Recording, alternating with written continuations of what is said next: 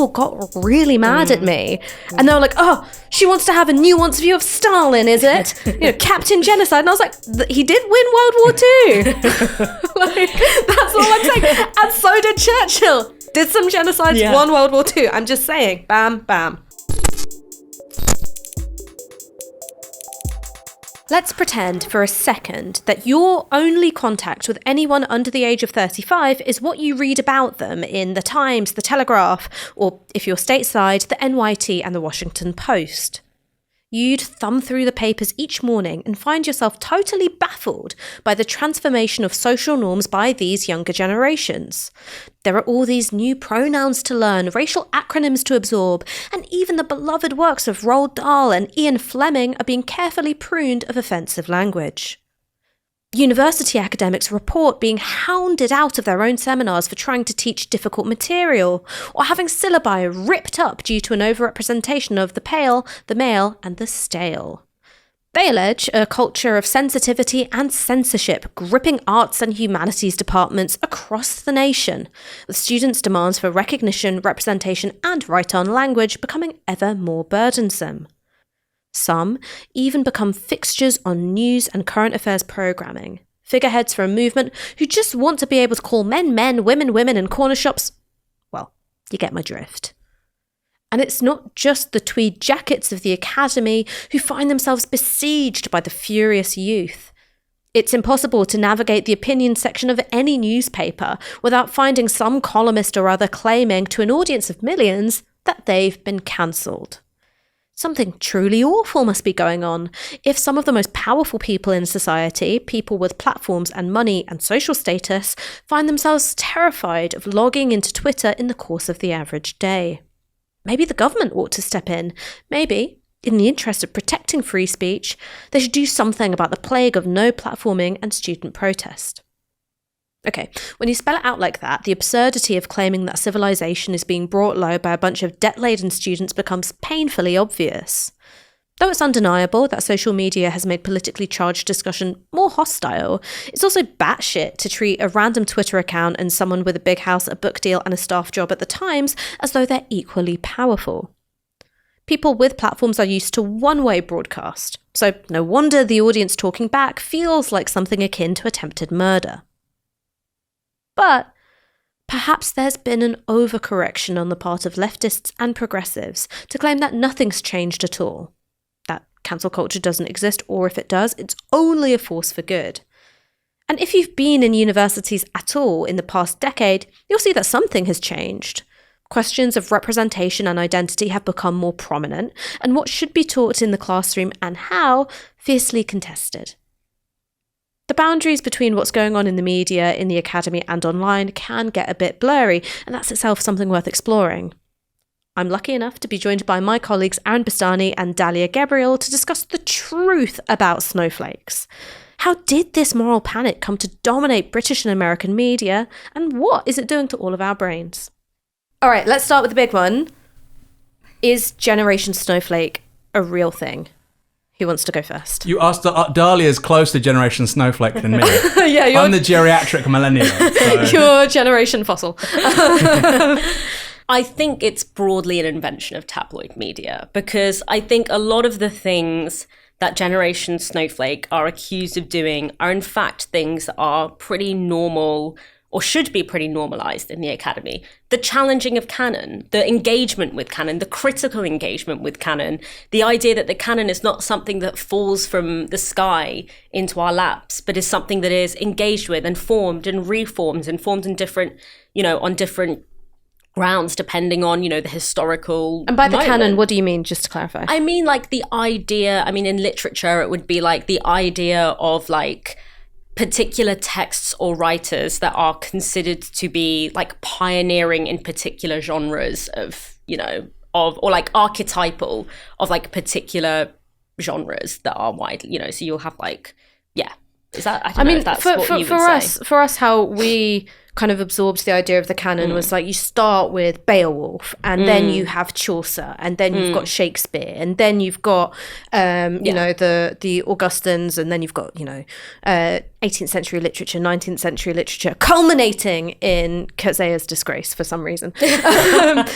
Always culminated in Ted Hughes. Oh, no. We decided to replace, on our introduction to literature module, decided to replace Toni Morrison's Beloved, the only person of colour and one of only 2 women on the module's text, and a brilliant book. It's a good book. Decided to replace it with Kurtzaya's Disgrace, which is like the end of apartheid, difficult for me. Don't get me wrong. That's also, I don't think that's very good. I mean, I really like Disgrace. I read it about 20 years ago, to be fair. I thought it was a great novel, but I thought that, we're going to get into these questions of representation. I was just like, we nearly got there. You took it away at the last minute. So that's how I would explain the canon. It's this idea of seminal text. Yeah. By the way, the word seminal comes from the word semen, which kind of like beget one another in a lineage of greatness. Yeah, and it's based on a very kind of like linear development model of like what greatness is, and the very concept of whether or not there should be a canon itself has come under scrutiny at many points in the 20th century in literary criticism. But I think that, so if we're talking about the specific academic context of like in which generation snowflake is used, I think it kind of like is a moral panic in a way that is not reflecting there might be a something to a shift in what the kind of conversation, but it's not nearly as dramatic or radical as I think it's being portrayed. What do you think? I'm a big canon bro. Yeah? Like, I believe in an idea. He got guns. I believe in the idea of a canon. The idea that there are certain universal texts. I need to have lots of caveats here. I don't mean the existing canon. But throughout global literature, there are certain texts which are profound, outstanding pieces of work and have a broader message. And that could be the Shahnameh in Persian literature, The Conference of the Birds by Atta, a piece of Sufi mysticist literature. I think somebody in the West can read that and go, this is a really interesting book, has lots of really interesting ideas. Or if you look at European literature, somebody like Goethe or Tolstoy, I think somebody in Iran or Afghanistan or India or Sub-Saharan Africa can read that and go, this is pretty good. There's lots of really interesting universal. I think there's an idea that they appeal to sort of universal human qualms, mysteries, ideas. So I don't think the canon is a big thing, but I think dispensing with it as an idea has downsides. Like, I do think that Goethe is a better writer than somebody who just happened to be fashionable yesterday and published a book. I think Goethe's fantastic. All theory is grey, the tree of life is golden green. In German, it sounds much better. So, I think the point is to challenge and to change it, right? I think that's a useful exercise. And somebody can engage with the canon, and these are a bunch of commonly understood texts. And actually, people go, "This is kind of. I read it. You said we need to read it. It's kind of shit. I don't really get it." And there are lots of books in the canon, by the way. I just read and go, I've kind of lost on me. And you sort of try and do the classical thing, right? You read Virgil and Homer, and it's like, don't slag off Homer in my presence. No. Look, if James Butler's watching, I'm not saying those are bad authors, but you go all the way from those guys all the way through to, let's say, the late 20th century. It's lots of crap, right? So yeah, the idea that you should read something just because people read it is faulted, but I think and also it gives something for you to respond to. So on the canon thing, I think it's important. I also think it's useful for people to have something to rebel against.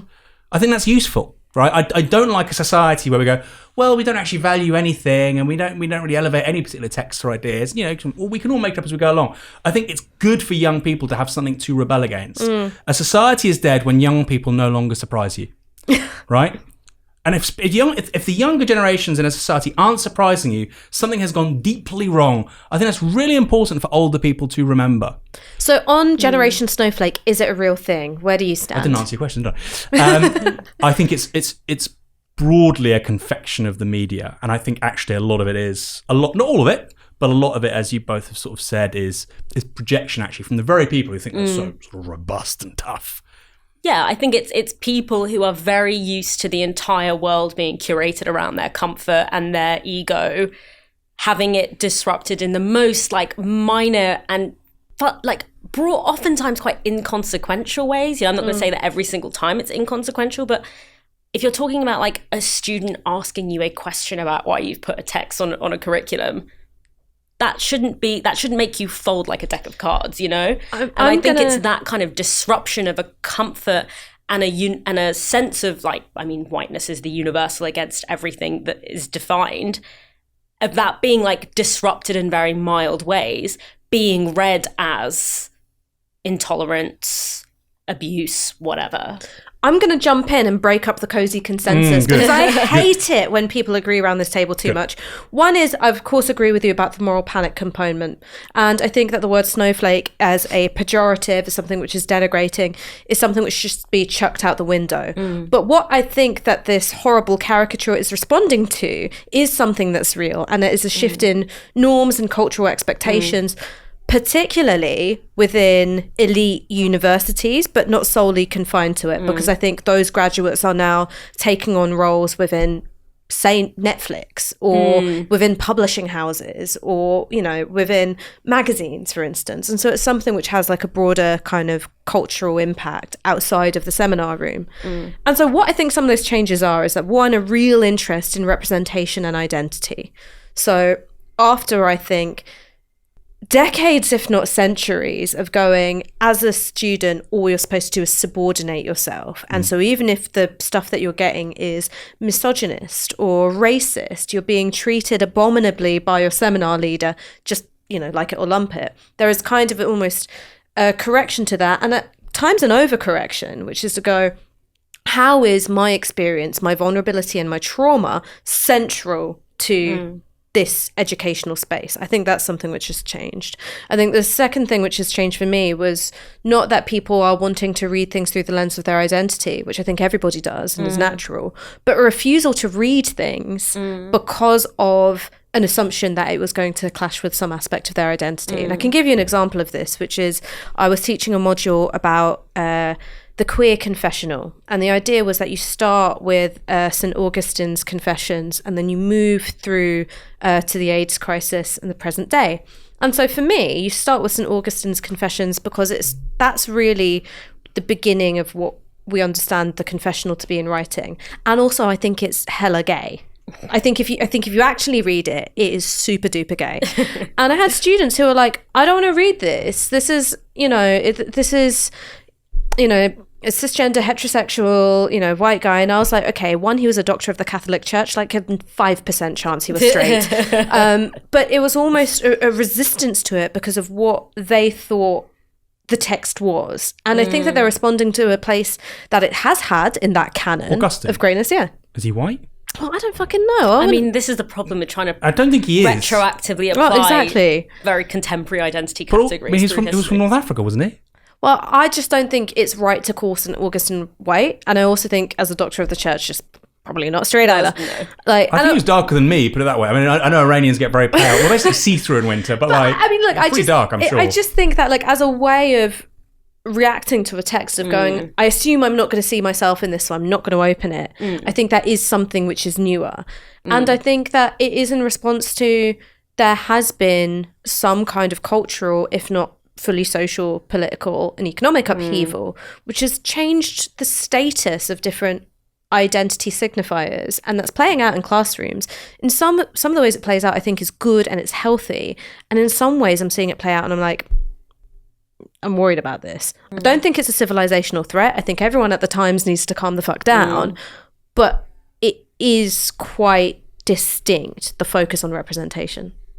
Yeah, so I mean, I think that the argument, obviously, that you can only engage with art or text that reflects your experience. I mean, it's just, that is clearly not a viable way to approach like academic work. Clearly, I think more broadly though, we can also have a conversation about the fact that like a lot of, you know, traditional scholarship, you know, white male scholars don't think that they should have anything to do with work produced by Black women, work produced by people of color, work produced, you know, they don't see, because they don't, and this is true not just for academic scholarship, but true for films. You know, when films, there's this whole idea that, you know, films that are seen to be made about people of color are not considered to be commercial because white people won't see them. So actually, you know, this idea of like, I'm only going to watch something that reflects my experience, the history of that is much more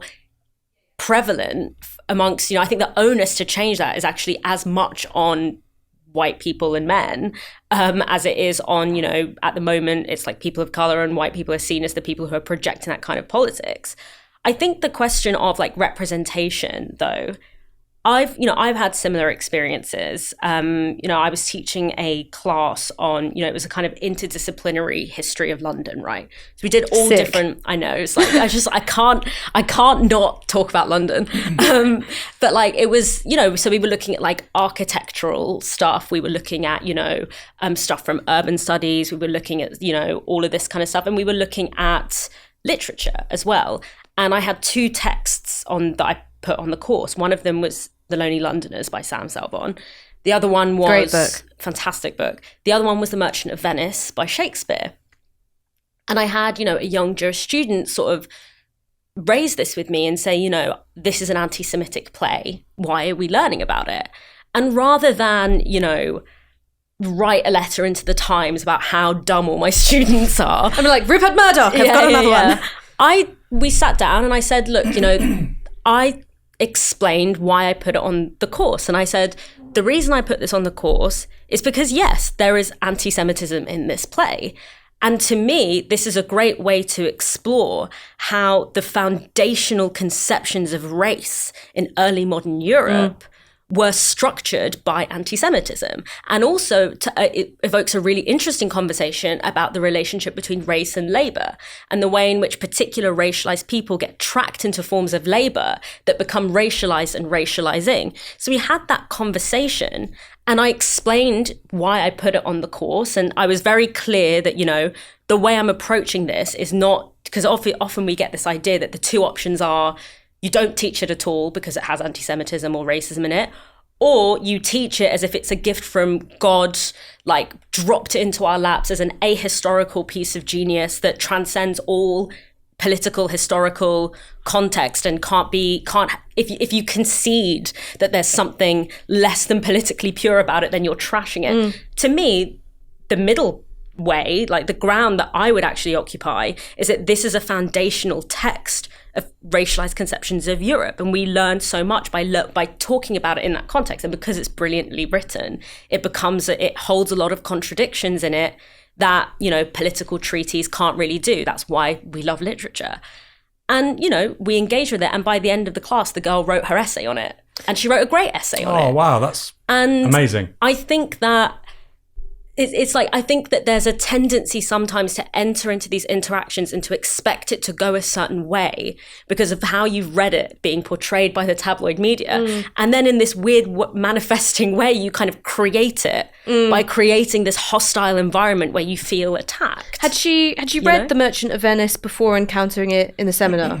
I don't think so. I think that she had just heard, she had heard about, this idea of like this character, Shylock, and, like the kind of obviously used as a slur, as an anti-Semitic slur. And I think that it was more that she'd heard about it. And I think it's fine to ask that question. I think and I think as a teacher, you should have an answer to it, and the student doesn't have to buy into your answer, but you should be able to answer that question without losing your shit, basically, or taking it personally. I mean, I think one of the worst things about me is that I'm a Shakespeare nerd and I fucking love Shakespeare. Oh, yeah. And not incredible. Not just because I think he's some singular genius, but what I love about drama is that it's living. Yeah. And the plays weren't written to be studied. The plays were written to be performed. And Shakespeare is a very non-interventionist playwright. I mean, we don't get any text directly from him. It's after his death, a load of the actors got together and from memory committed them to text. And the stage directions are minimal. It's basically like, oh, yeah, it's your turn. You come on now. It's like, but how am I supposed to act the speech? Go to town. And that's why I think Shakespeare has endured for so long. It's not actually because he's so present, but actually because he's so absent, and it allows directors and producers to really do something different with it. And Merchant of Venice for me is one of those great plays, like Othello, which is about race and has transformed through history, through various stagings of it. So you can have a version of Merchant of Venice where Shylock is just an anti-Semitic caricature of a Jewish person, just like you can have a staging of Othello where it's giving in to his animal, bestial nature because he's a black man. Or you can have stagings and versions which emphasize their experiences of racism. Because Shylock's speech, famously in the courtroom, he hath disgraced me and hindered me 500,000, laughed at my losses, mocked at my gains, scorned my nation, thwarted my bargains, called my friends, heated mine enemies, and what's the reason? I am a Jew. Hath not a Jew eyes, hath not a Jew hands, organs, dimensions, senses, affections, passions, and if you prick us, do we not bleed? If you tickle us, do we not laugh? And it's this wonderful speech of him saying, I'm just like you in every way. I'm just like you in every way. And when it comes to the pound of flesh, he goes, and if you wrong us, shall we not revenge? If we are like you in the rest, we'll resemble you in that. If a Jew wrong a Christian, what is his humility? Revenge. If a Christian wrong a Jew, what should his sufferance be? By Christian example, by revenge. So you can have him be like, well, he's pulled towards revenge because he's a Jew. Or you can have him be pulled towards revenge because he's mimicking everyone else in Venice. And for me, it's about this thing of going, let's treat texts as alive rather than these dead things to hold up and venerate and only read in one way, or to want to distance ourselves from them and go, no, we're nothing like that. You know, that's anti-Semitic or it's racist or it's misogynistic or whatever else it is. And like, you go away over here. Because I read that and I go, there's 50 ways to play that, if not more. But isn't the media and life not like that anymore? So like, even for somebody like me, I'm in my late 30s, you know, I remember phones which you turn like this. Now you show them to teenagers. You know, like the test of like, if you go ring, ring, pick up the phone, it shows your age because, you know, boomers go like this. Gen Xers go like this. You know, Zoomers go like this. You know, Aaron would go like this, like the big line. Hello? You know, but even for somebody like me, pre-internet, pre-social media, you were confronted with arguments and people and ideas that you didn't like all of the time. You would watch the 6 o'clock news, go, this guy's an asshole, this person's wrong. But that was the news. There were 4 channels. There were a few newspapers. And now you can live in your feed.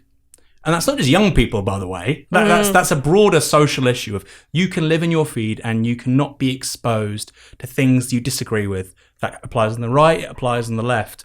I'll never forget, my wife's a counsellor. And the year before counsellor, like local council, not counsellor, like, and how do you feel about that? Yeah. She could do that too. She's a very talented woman, but no, she's an elected legislator. And I remember one night we're going back from a local election. I think it was the year she won, or maybe it was the year before. And there's a taxi. Maybe it was the year before. It was 2019 actually, May 2019. And the taxi driver says, "I get all sorts in my cab." And I go, "All right, okay." I'm sure my dad's a taxi driver, so I'm sure he's going to say something funny. Yeah. The other day, somebody was here. They said, "We should stop Brexit." Can you believe that? No, it would remain. And I'm thinking, it's big. Okay, let's say it's minority. It's big minority. Right? It's not that outlandish. I thought he was going to say something like completely crazy. So he literally didn't acknowledge the reality of half the country. And that's not just the right that thinks like that. It's also a big chunk of the left too, right? And so I think that's like an outgrowth of media more broadly. Personally, as I've got older, I love engaging with conservative thinkers. You know, I have an audiobook of Roger Scruton in my ears and I think, God, this is shit. Right? God. But I think I'm a Marxist, right? And as a Marxist, my belief, and of course the right-wingers were, it's a belief. Yeah, it's a scientific method, but it's also, this is my personal belief, is that capital is the most revolutionizing force in the history of humankind. The bourgeoisie is the most revolutionary class in the history of our species. And so you can't be a conservative and at the same time want free market capitalism. You can't conserve anything when the bourgeois, the class that you identify with, is constantly revolutionizing the means of production and society and space. Go outside, look at a picture of Dubai 30 years ago today. How different are they? Why? Because people were trying to make returns on the money they were investing. Money, capital money. It's about making money from money. Ergo, capitalism. So I love listening to conservatives because I think you've got this analysis of the world, agree or disagree, but you haven't got the slightest idea why you're so upset with things, and you should read some Marx. So sometimes, 10% of the time, I think, you know what, there's something there. Sometimes. Peter Hitchens on the Second World War, I think he's got a lot to offer. But then I'll, you know, Roger Scruton or whatever, and I'll think, this is absolute crap. But it's good to know it's absolute crap, and it's good to know why it's absolute crap, why you think it's absolute crap. It's not, I don't think it's good enough, particularly for people on the left, socialists, activists, people who think they're intellectually engaged with the world, to say it's crap because somebody else said. That's not good enough. I mean, I wonder how this fits into the no platform conversation. The reason why I say that is because when you look at how the snowflake stereotype has emerged, it has been intimately connected with a moral panic about no platforming. So the reason why I call it a moral panic is because actually when you look at the data, there has been very, very few instances of actual no platforming at British universities. What you have had a lot of is protest. And that for me is a sign of healthy democratic participation, especially if, it's no one saying like, hang David Willits or something, right? It's not an act of violence or intimidation. It's an act of protest. I think that's fine. And yet the spectre of no platforming has taken up a huge amount of space in the British tabloid and columnist imagination. So I think that there is a big aspect of it, which is moral panic. And also, anecdotally, from my own experience of working within this organization, one of the things that we've all had to like tread lines around is this idea of who do we platform? Because when Aaron, you interviewed Peter Hitchens, there is a minority of our audience, but it's present all the same, saying, how can you platform him? Right? It doesn't really matter what the conversation is, how you're engaging with him. It's like, how could you platform him? And part of that is maybe reacting to something which is true, which is the process of inviting someone onto media as a process of legitimization in some way. So how does this all fit together, right? I think that the no platforming conversation is so interesting because it assumes that like everyone has a platform all the time. And it's like, actually, the platform is very, very tiny and the vast majority of humans on Earth are excluded from it, and I think that this idea that some people are denied a platform that they have an eternal right to is a kind of is a bizarre thing to say when it's like practices of editorialization and curation like always involves processes of inclusion and exclusion. Like, I can't design a curriculum that has every single writer that has ever written a thing on it. Like, there's going to be like people that aren't included in it. But I think that the question of, like, how can you platform something? I think it's fine to ask that. And I think that you should have an answer to it. And again, like, your answer might convince the person, it might not. But I think I think that, again, like, being able to, and this is the approach I take as a teacher when I get asked questions like this, is I always make sure that I don't try and delegitimize any kind of question. I try to have an answer to it. And I hope that the answer is convincing, but also I don't have an eternal right to be agreed with all the time, But I think that I think that, again, this is a kind of, as you mentioned, a kind of very overinflated issue that ignores the much broader point of the fact that, as you pointed out in your course, you could argue that, Toni Morrison was deplatformed from your course, that, historically, Black authors, Black academics have been systematically, despite their immense, Du Bois to me is like one of the first major sociologists of the US. It's been a tooth and nail struggle to get him recognized as a central figure of modern sociology. So why is that not seen as a process of deplatforming and exclusion on the basis of identity? But when it happens in a way that is often looks like a student asking, why are we studying this particular person or whatever, that is read in that way. I mean, can I ask you a question? Yeah. Right. Let's say, for instance, we get an opportunity for you to interview Niall Ferguson, who is much more on the political right. His views of empire are apologist at best. And we go, right, here is an opportunity for a tete-a-tete, Dalia and Niall Ferguson. Would you do it? Or would you be worried about what giving him a platform on Novara Media might mean, what the reaction might be? I think it's a question, I think about it all the time, and it's an unresolved one, because I think on the one hand, this idea that, like, Niall Ferguson, the idea that I can enter into a conversation, the thing, it would be different if it was on a platform like Novara Media because of the audience that we're engaging with. The issue with, like, if it was when you say a tete-a-tete, we're not tete-a-tete, because Niall Ferguson's ideas represent the broad assumptions. Niall Ferguson has the weight of the tabloid media and the media institution and the kind of stories that are told in schools and told in media behind him, behind his assumptions. And I think that there is a kind of assuming that if we entered into a conversation that we would be doing it in a way that is truly an equal and free exchange of ideas. It's an unreasonable even thing. if it was here, But- even if it was in this room. Well, that's the thing, is I do think that in Novara, because of the audience, it would feel like the assumptions would not be as fixed. But I think broadly, I mean, I do it. You know, I do go onto media and I have conversations and I have discussions with people who have like really fundamentally different views. I just think that what I'm trying to always get from a space like that is like, what does winning this conversation look like? And I think what I try to do is to be like, okay, I'm not going to try and do this because I'm trying to ride the coattails of someone more famous than me or get views or something, but actually like, can I do this in a really meaningful way? And that depends on the conversation. I think in a conversation like the way that colonial history is taught, because I've organized in that space and everything, and I come at it from a kind of a position of collective understanding, that I could make meaningful interventions there. But yeah, so like I definitely wouldn't rule it out. I definitely think that is something I would possibly do. Yeah. What's your take on the platforming conversation? Well, I think generally speaking, it's probably quite bad for the left. Because I've now had enough experience of this in legacy media where I actually hear it mostly from the centre. You know, I remember doing BBC Any Questions with Ben Bradshaw somewhere in Devon, and he said, I don't know why this chap's on the platform with me. But, oh, yeah. You're like, I don't know either. Yeah, exactly. Well, yeah. So when people say that to me, I go, because I've got a great ass. But no, what was interesting was the audience, almost started booing him. It was really strange, and it wasn't because they liked me. And then Jonathan Dimbleby said, "Well, look, that decision's for the BBC to make, not you, Mr. Bradshaw." We'll start clapping.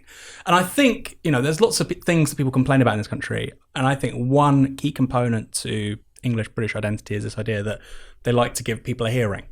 Right? I do genuinely believe that. And I think that's to the advantage of progressive and left-wing arguments, generally. There's caveats, of course. So I think all of a sudden you're presenting people like Ben Bradshaw, this idea of no platform. Actually, no, certain arguments shouldn't be made. We have enough of a challenge as it is. Now, you clearly shouldn't platform Nazis, right? I'm not suggesting that. And the question you were asking about Niall Ferguson is a really interesting one, right? I would personally, I think you should interview Niall Ferguson if it was at Novara, for instance. If it was Niall Ferguson making the exact same arguments with 100th of the following, I'd say don't bother, right? Because it's not an intervention into that big conversation. And I don't think his views are so important or interesting that they merit that audience. And I would agree with that. Equally, I don't think, for instance, we should interview Douglas Murray on Novara. I think for me, he's a bit too far to the right. But I can see the argument being made. But if then you say, well, we should interview, some fascist grouplet, I'm not going to name names. And I said, well, no, because you're literally giving them a platform. I don't think that applies to Douglas Murray in so much as the guy has a massive platform already. He goes on Joe Rogan or whatever, right? So we're not really contributing to that. And there may be the chance, actually, that you or Dalia or me interview him and we absolutely skew him. And actually, that's a win, right? So I think there's definitely a calculation to make. I think certain people obviously just are completely beyond the parameters of acceptability, but I don't think it's that big. And secondly, going back to that Hitchens thing, we talked about the death penalty. And just for people to understand, I don't support the death penalty, okay? I oppose the death penalty, and I made clear why in that interview. I think the fundamental reason is miscarriages of justice can't be overturned, particularly when you have a police force in this country or the US, which is so terrible, so racist, so classist. I just don't think there is any, decent, explanation for its thinking whatsoever. But then, of course, Hitchens came back and said, well, the Nuremberg trials. Do you not think that Göring should have potentially faced capital punishment? Well, of course I do. Or you hear about, some of the security Mussolini guards, got his. Well, he did, yeah. Or, you hear some of the appalling stories from Auschwitz. For instance, there was a young female guard who used to brutalize do the most awful things to the survivors and some of the people that died, at her hand and at the hand of the Third Reich. Of course she should face the death penalty. The idea that you would have had Nazis in West Germany into the 60s, the 70s, the 80s, acting potentially as, a locus of hope or sort of political aspiration for a remnant of the German far right? Of course not. So, and I buy that argument, right? So the other, I oppose capital punishment. Well, no, I don't. I think it was absolutely right to kill the people after the Nuremberg trials. What that does in that conversation with Hitchens is it refines your argument. You say, well, no, actually, when it comes to domestic law in the UK, in the United States, for X, Y, Z reasons, I oppose it. And sure, if we went to war tomorrow, and of course you have to maintain, the rule of law, etc., etc. I understand, for instance, why somebody in the Ukraine-Russia war, if they're a Russian agent inside the Ukrainian civil service, why they might face capital punishment. It's a war. That happens. That is very different from somebody, dealing drugs in North London. And so I think it's good to have those debates. And this is the difference between straw manning and steel manning. I think it's very useful to steel man your arguments. If you think something, expose them to the strongest possible counter argument. It can only be good for you. It can only be good for the left. And I think it's getting better, but I think for a long time we forgot that. Well, I want to give some maybe specific examples of the way in which different marginalized groups have chosen to engage or not engage with the media. So one is, I think that it's undeniable, and I think both of you agree with me, that the climate of hostility towards trans people in this country pursued by the media is insane. Right? It is crazy. The things which journalists are allowed to say, from the kind of prurience and explicitness and vulgarity, I think it is very difficult to imagine that being applied to any other minority, right? Particularly the line of questioning pursued by the likes of Kay Burley, like, can a woman have a penis? I think it is gross. Bizarre, yeah. And there has been a decision being made by lots of trans people, and in particular trans women who have been the real focus of a lot of this, to go, we're not going to engage with mainstream media at all. There's no way that we can win in these spaces.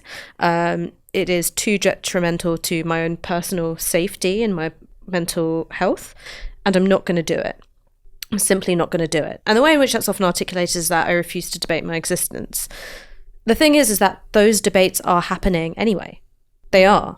And so I don't know what you guys think, but I'm not saying that it's for us as three cisgender people to be like trans people, this is what you should do. But it is an example of going, for various reasons, we're going to step back from the mainstream media space. We're going to step back from directly engaging with transphobes in televised or mediatized debates. And the debates are still continuing.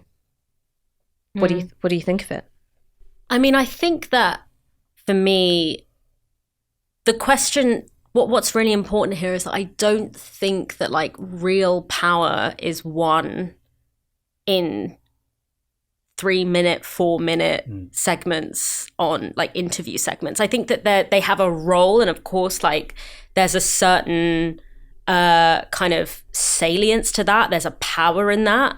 But ultimately, and I think where a lot of the choice to withdraw from mainstream media is not a choice to withdraw from action as a whole. I think it's a decision to act and write and engage in ways that feel proactive and winnable in a way that, is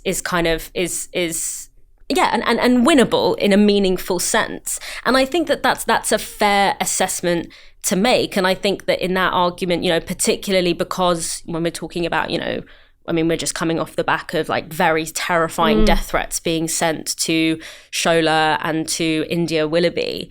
I think that there is an argument to be made that, but then, on the other hand, you can say, well, in struggles, bodies get people, harm is experienced in struggle, people. It ain't called the struggle for nothing, as Ian Lavery liked to say. Yeah, but I do think that it's important to understand that a withdrawal from that particular form of engagement is not necessarily a withdrawal from action completely. And I think that you can make personal decisions on what form, the struggle has many frontiers, and I think it's fine to make I don't think it's necessarily an abdication of responsibility to decide that I actually don't think that this is a winnable space. You might change your mind eventually, but I make when I get there are certain media gigs that I turn down, certain media gigs that I say yes to, and the ones that I say yes to are the ones where I feel something is winnable in here, And so I think that is, you know, but I go through a decision-making process every time. I don't have a kind of like blanket position. But I think that as long as you are engaged in some way, then we can't see it as an abdication of responsibility, you know, and a curation of different spaces and new spaces as well. What do you think? Yeah, I think Dalia's right. You know, the world isn't changed by sort of 3-minute snippets on LBC and talk radio. Like I think that's actually almost entirely irrelevant. I think it's background noise, even for the listeners. Even the presenters don't care. There is some media which, like India Willoughby did it, for instance, BBC Question Time. I think that has such a big audience. I think you should probably think twice. Even if you have this general blanket, I'm not going to do the media. And as I've said, I think there's great deal of justification to that. Some bits stand out, right? But obviously that's for them to decide. It was a big lesson for me, actually, was during the Jeremy Corbyn years, because I was naive enough to think that the media wanted to actually have a discussion around something. Is Jeremy Corbyn anti-Semitic? Well, I don't think so. Here's why. They didn't want that conversation. They didn't want the conversation. And I remember even going on to Sky News once, and they sort of misled me as to why I was going on. And then they started showing me my own tweets.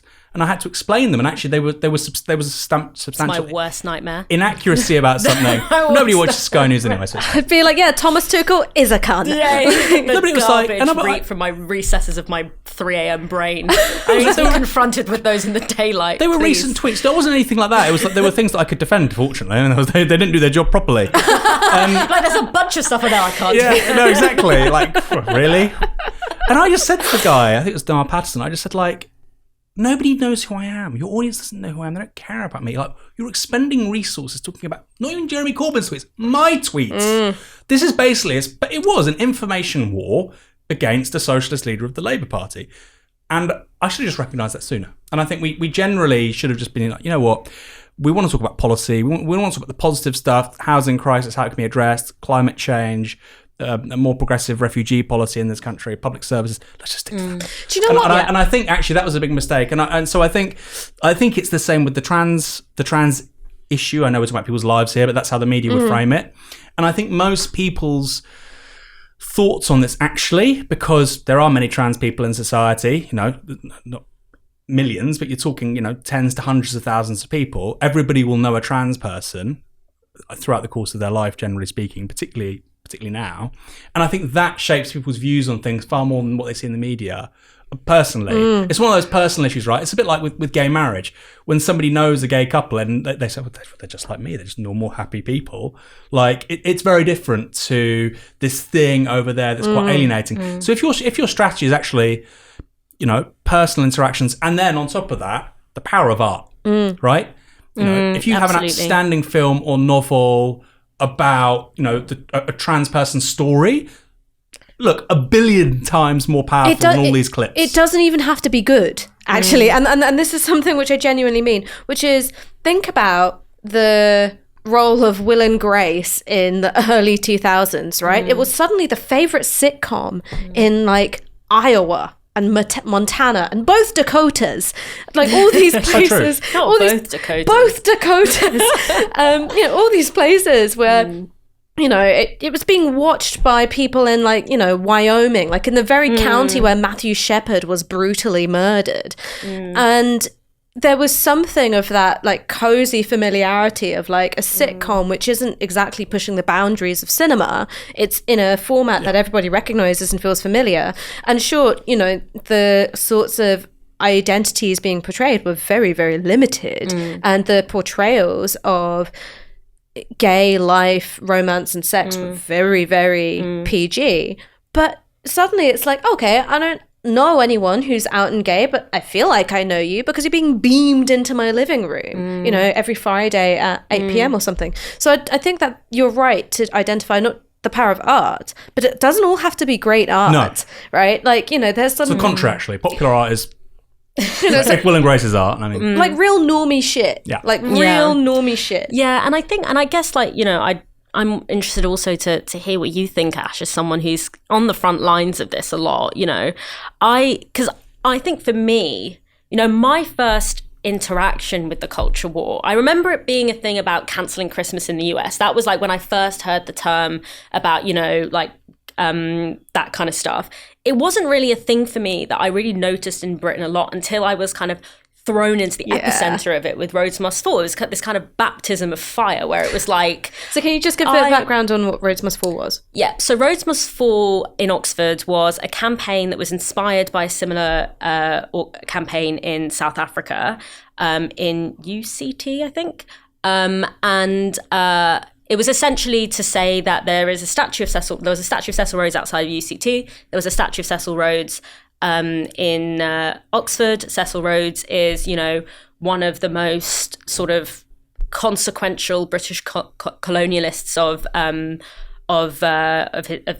his time, and Rhodesia, which was the name given to Southern Africa, was named after him. So this is a big, also the inventor of engagement rings. Interestingly, yes, because the De Beers, a Diamond is Forever campaign was basically, so they were like, we've found a way to use basically slave labor to get this product. We need to make it valuable and desired. Anyway, I should have told my wife before that.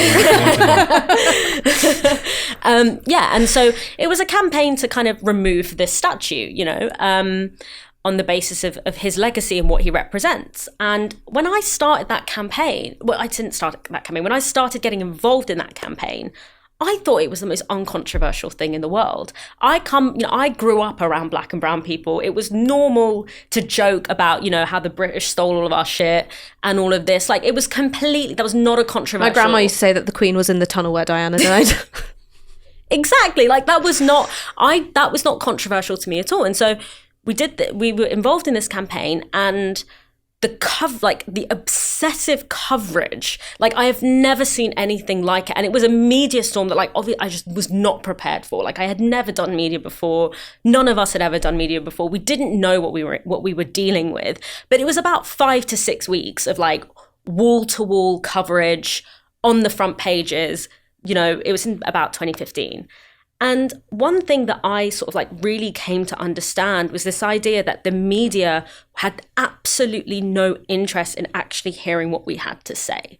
For us, this was a campaign about understanding what the statue represents and what it tells us about the material position of Oxford University, the role it has played historically in knowledge production and colonial knowledge production, and in the material laundering of colonial wealth, and how it continues to do so. We wanted to talk about the fossil fuel investments that Oxford had. We wanted to talk about what Oxford is doing to the local community, the rent. And I bet the journalists were like, which statue is next? Exactly. And all they wanted to talk about was, isn't this about you feeling upset when you walk past a statue? And I'm like, girl, I grew up as a Middle Easterner in the 9/11. You think I'm upset? You think I can be touched by how I'm represented or how I feel in public space? I don't know what it means to feel comfortable in public space. But there was this, and it was every interaction that we had with the journalist was coercing. It was very coercive into trying to push us to talk about this particular thing of how we feel when we walk past this statue. And because that was it was almost like the story was written and we were being cast into characters on that, in that story. I definitely want to come back on this. Where I'm just what's the point here? I definitely want to come back on this to, again, play my role of crotchety old reactionary. But Aaron.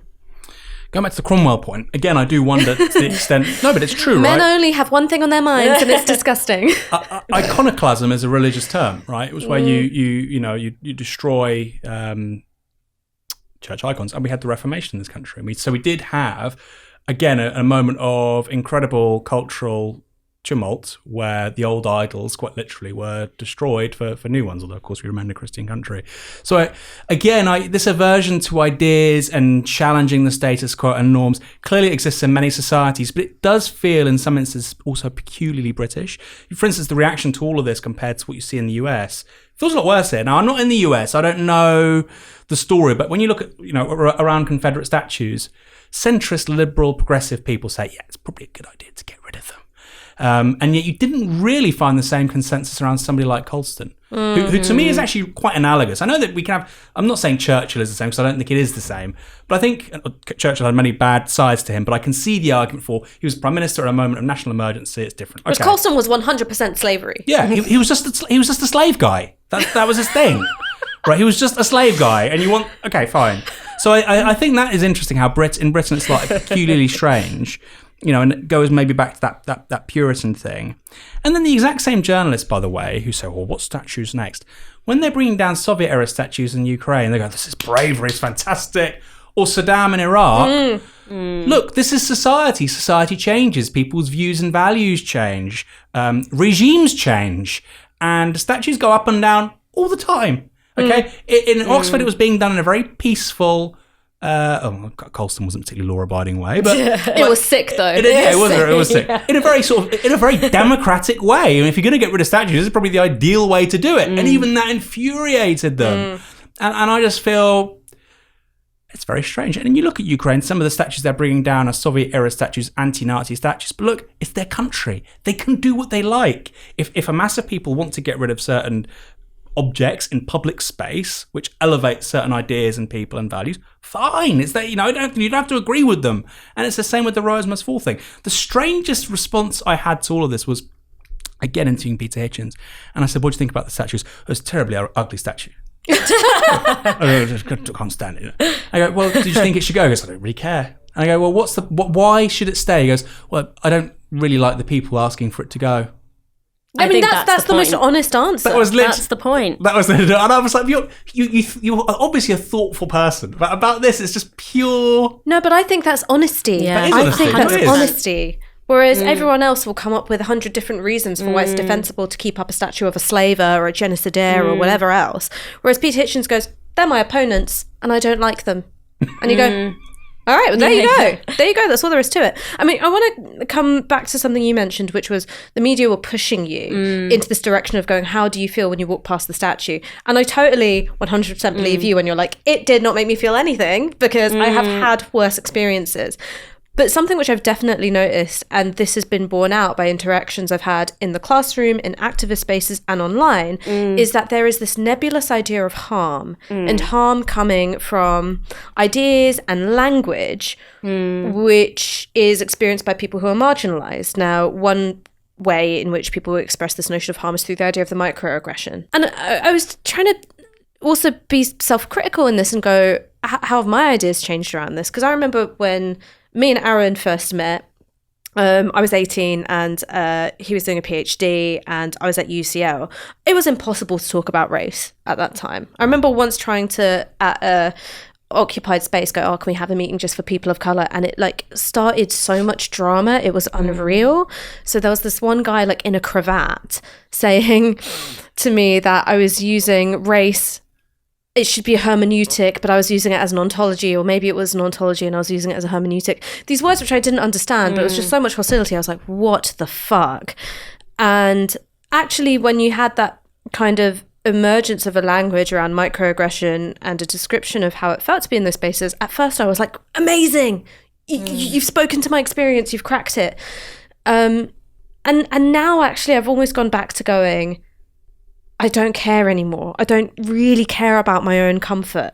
And I don't care about, the word microaggression has the word micro in it for a reason. I can survive this. And I think that there's almost this definition of harm. It inherently prioritizes the experiences of middle and upper class people of color who are in elite spaces, because it obscures the fact that the most direct harm being done to people of colour, and this isn't just people of colour, but this is just the minority that I happen to belong to, is happening to working class people of colour, right? It wasn't rich people being caught up in the Windrush crisis. If you're a rich person and you're being stopped and searched unlawfully, you will have some legal recourse because you can afford it. And I think that this very loosey-goosey definition of harm is a way of obscuring the relationship between class and race. Can I say a few things? Go for it. About microaggression. I actually had I almost had a fight a couple of weeks ago because I was walking my dog, just wearing a tracksuit, unshaven, and the dog did a shit in the park. Right? And I'm getting out the bag to pick it up, and this old dude, I can see him tutting. And I said, what the fuck's your problem? And I knew he was tutting because of how I looked. I knew it. Now, I can't prove it. So this idea that microaggressions are only something in the academy, and by the way, white male men have microaggressions all the time against each other. Oh yeah, these are the idea that they don't exist. that there's a tiny thing, realistically, he's just tutting at me, like not picking up my dog shit within 5 seconds. It's a tiny thing. I shouldn't care about it, but I'm inferring a much broader issue that happens all the time to everyone. So the idea that microaggressions don't exist, and of course I shouldn't have reacted like that. Of course it's stupid, but at the same time, maybe my analysis was correct. So that's the first thing. Then the second thing, when you look at what's happening to people of colour in the US, the UK, I mean, obviously I can only talk with a bit of authority about the UK. This is so low down on the list of priorities. We had a story recently on Novara Media where you have an eviction company basically dressing up as the police to illegally evict people, right? Who do you think they're evicting?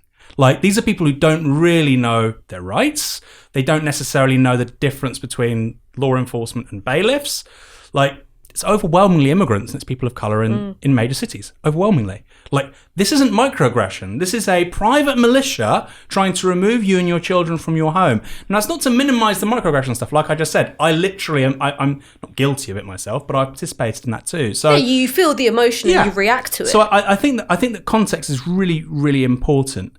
But if we're trying to talk to the class and specifically working class people of colour, it does feel very low down, and I think legacy media amplifies it for a reason, precisely because they don't want to talk about stuff like illegal evictions. I'm going to do a Dr. Bastani and make a wild historical comparison. Please. Right? When you look at how the Bolsheviks operated or how the Maoists operated, they had something kind of in common, or the Zapatistas, right? Is that you've got urban intellectuals very often literally moving to the countryside to organise amongst the class, right? And that's actually how some of the most successful revolutions in history have happened. There was, of course, working class self-organisation, peasant self-organisation, but you had this really distinct thing of urban intellectuals going to work amongst the class, and it fucking worked, all right? Bolsheviks won. The Maoists won. What they didn't do is go, it's actually all about me. And it's actually all about my feelings. And that, I think, is the difference, is the fascination with the self and one's own trauma. It's not going, oh, elites don't have a role in the struggle, because actually history tells us that they do. It's going, elites come to the struggle and go, my pain, my experience, me, my trauma. And that, for me, is the bit which I think is hamstringing the possibility of liberation movements. I don't think it's why we're not winning. I think it's the adaptations amongst capital, the responsiveness of elites, and also the co-option of certain forms of liberal identity politics. But I think that it is the focus on the self. And ultimately, like, I have to ask myself again and again, like, did Lenin practice self-care? Probably not. Didn't the Tsar kill his brother? Which one? Tsar Nicholas, I presume, killed... Oh, Lenin's brother. Sorry, I thought you said the Tsar killed his own brother, and I was like, that didn't come up in Anastasia. That's pretty traumatic, right? Yeah. Or like the Shah, I think Ayatollah Khomeini, I think he either killed... The Shah's father killed Khomeini's father, so it's like Marvel Universe, like, and he flies back, Air France gets rid of the fucker. Like, these people have incredible pain in their lives, yet they led nationally successful... overthrowing of power. The Iranian Revolution didn't quite work out, but Russian Revolution neither. But you're absolutely right. I think. But do you think that's a recent thing, or do you think there were revolutionaries in the early 20th century, 19th century who were just like that? It's just they failed. Well, don't know. I mean, the idea of care for oneself and one's community is a key part of revolutionary organizing, because it's where you reproduce, care is the space where you reproduce yourself to enter struggle, right? And that's the key. The problem is that the entering of struggle has kind of left the building. I think that's the problem. But I think in terms of, so there's like loads of things that came up just then. So I think, first of all, the kind of microaggression discourse, like, that emerged out of a particular way of talking about the different scales in which power operate, right? And it is absolutely true that power operates in part on that micro level, on the way that people operate in a confined particular space. And, when I have been in, particular spaces, there is this sense that there is like these micro processes of like discipline and all of this. But also the key thing here is like the macro aggression of like the job center fucking existing or prisons existing. And I think that there has been, because of, for so many different reasons, namely, I primarily, I think, the state's kind of reaction to a lot of the revolutionary movements of the 60s and 70s and the very sophisticated tools that the state has developed to break up organizing, that it feels like the macro is like, it is not, we don't have the organizational forms to take on the macro. And so in lieu of that power, there's a sense of like, okay, but I can tell someone how to engage with me in this space. So let me just, and I think it's like that absence of the broader ability, the organizational form needed to tackle that kind of macro power is kind of, it feels very difficult and thorny. That doesn't mean that we don't throw ourselves into trying to build it. And I don't think that just focusing on individual senses of comfort, and particularly it comes with this kind of class erasure. You know, when we talk about the Combahee River Collective and we talk about this idea of, you know, self-determined organizing and identity-based organizing, the key thing is that they said, we don't believe that with the fall of capitalism will also necessarily come the fall of racism. The precursor was the idea that we're all here to end capitalism, right? That was the precursing assumption. But the point is that like, by not taking into account race and gender politics, we're not really understanding how the working class is constituted. And I think that that's increasingly where my politics is going, is that I'm caring less and less about my own identity, particularly as also like my class status is elevated, right? It's not the case that I'm at the bottom of the labour market. You know, like the Combahee River Collective was talking about black women being at the bottom of the labour market. Me as a, you know, university educated woman who works in the media, I'm not at the bottom of the labour market. So why don't we talk less about identity and more about interest and the potential for shaping shared ones? And that's why at that time I was talking about the Panthers, which is the Panthers and their kind of intellectual canon, if we want to go back to that word. A lot of it comes from Maoism. A lot of their focus on the party forms coming from China. You then have also the work being done by the Rainbow Coalition. And there's just some really interesting material from that time.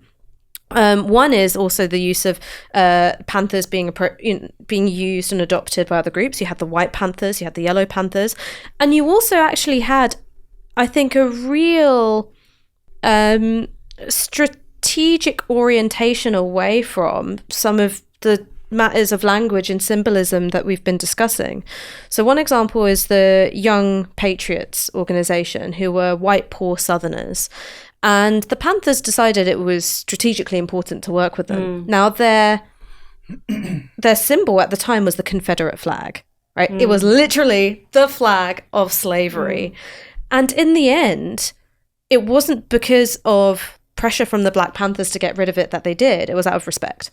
And it was out of the learning that came from doing. And that for me is maybe when you talk about the conditions for solidarity, I go, actually, solidarity needs no conditions. But what solidarity does is that it allows that learning and that change to take place. Start with doing. Start with doing the damn thing, and then the rest will come. And the doing is, and that's the point, I think, is that the doing doesn't happen on Twitter. But also, let's not act like organizing spaces are these beautiful kumbaya spaces where like we all just like come together. They can be brutal. Like they can be, you're burnt out, you're overworked, you're like, it can be brutal. But I think where I kind of like struggle, and I do agree that like solidarity is unconditional and innocence is not a prerequisite for solidarity. But I do think that like when we're talking about organizing movements being engaged in these kind of like struggles, for me, what I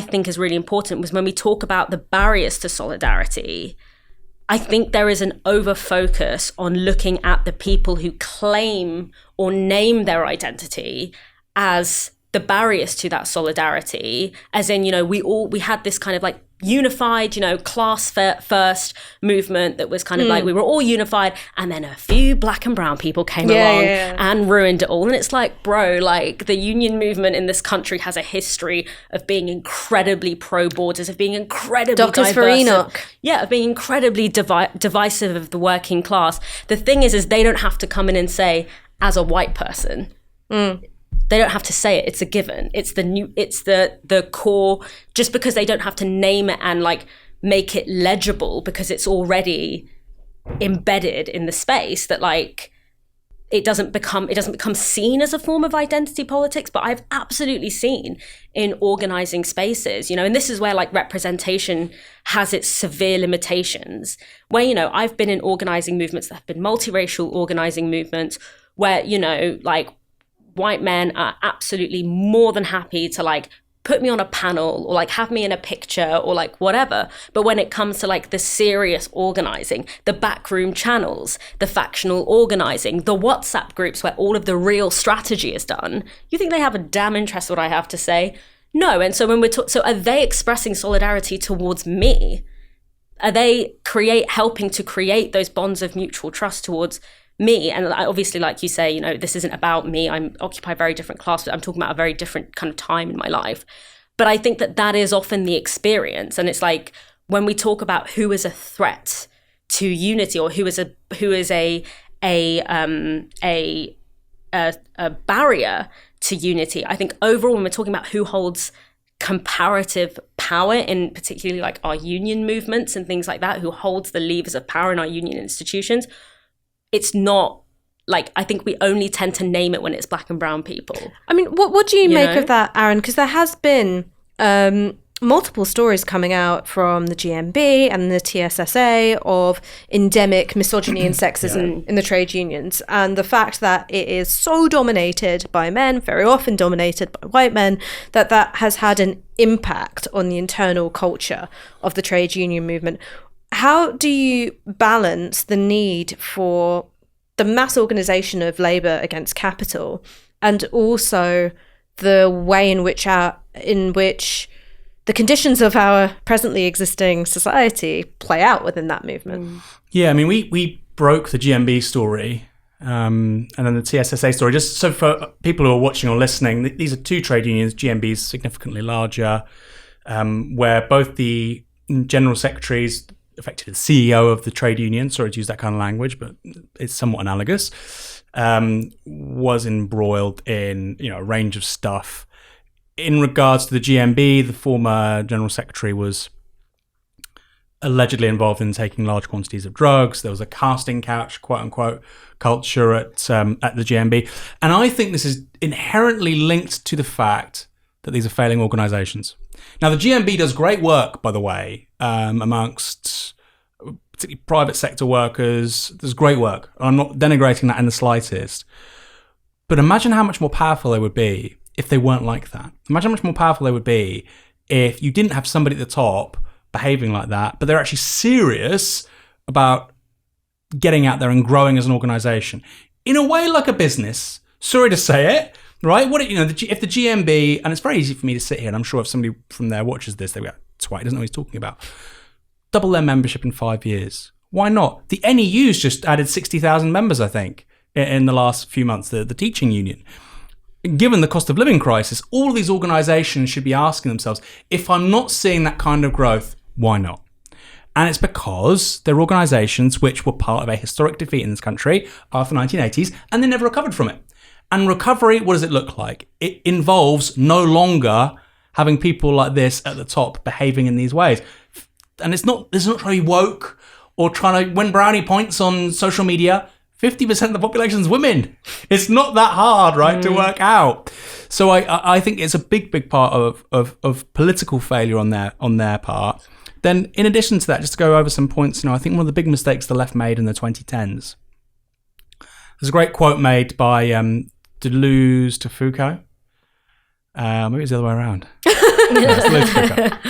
And he said, Marx taught us the meaning of exploitation. You taught us what it was to understand power. And I think there's something to that, right? we understand economic exploitation with Marxism, and then we understand this idea of power through microaggressions, although Foucault isn't just about that.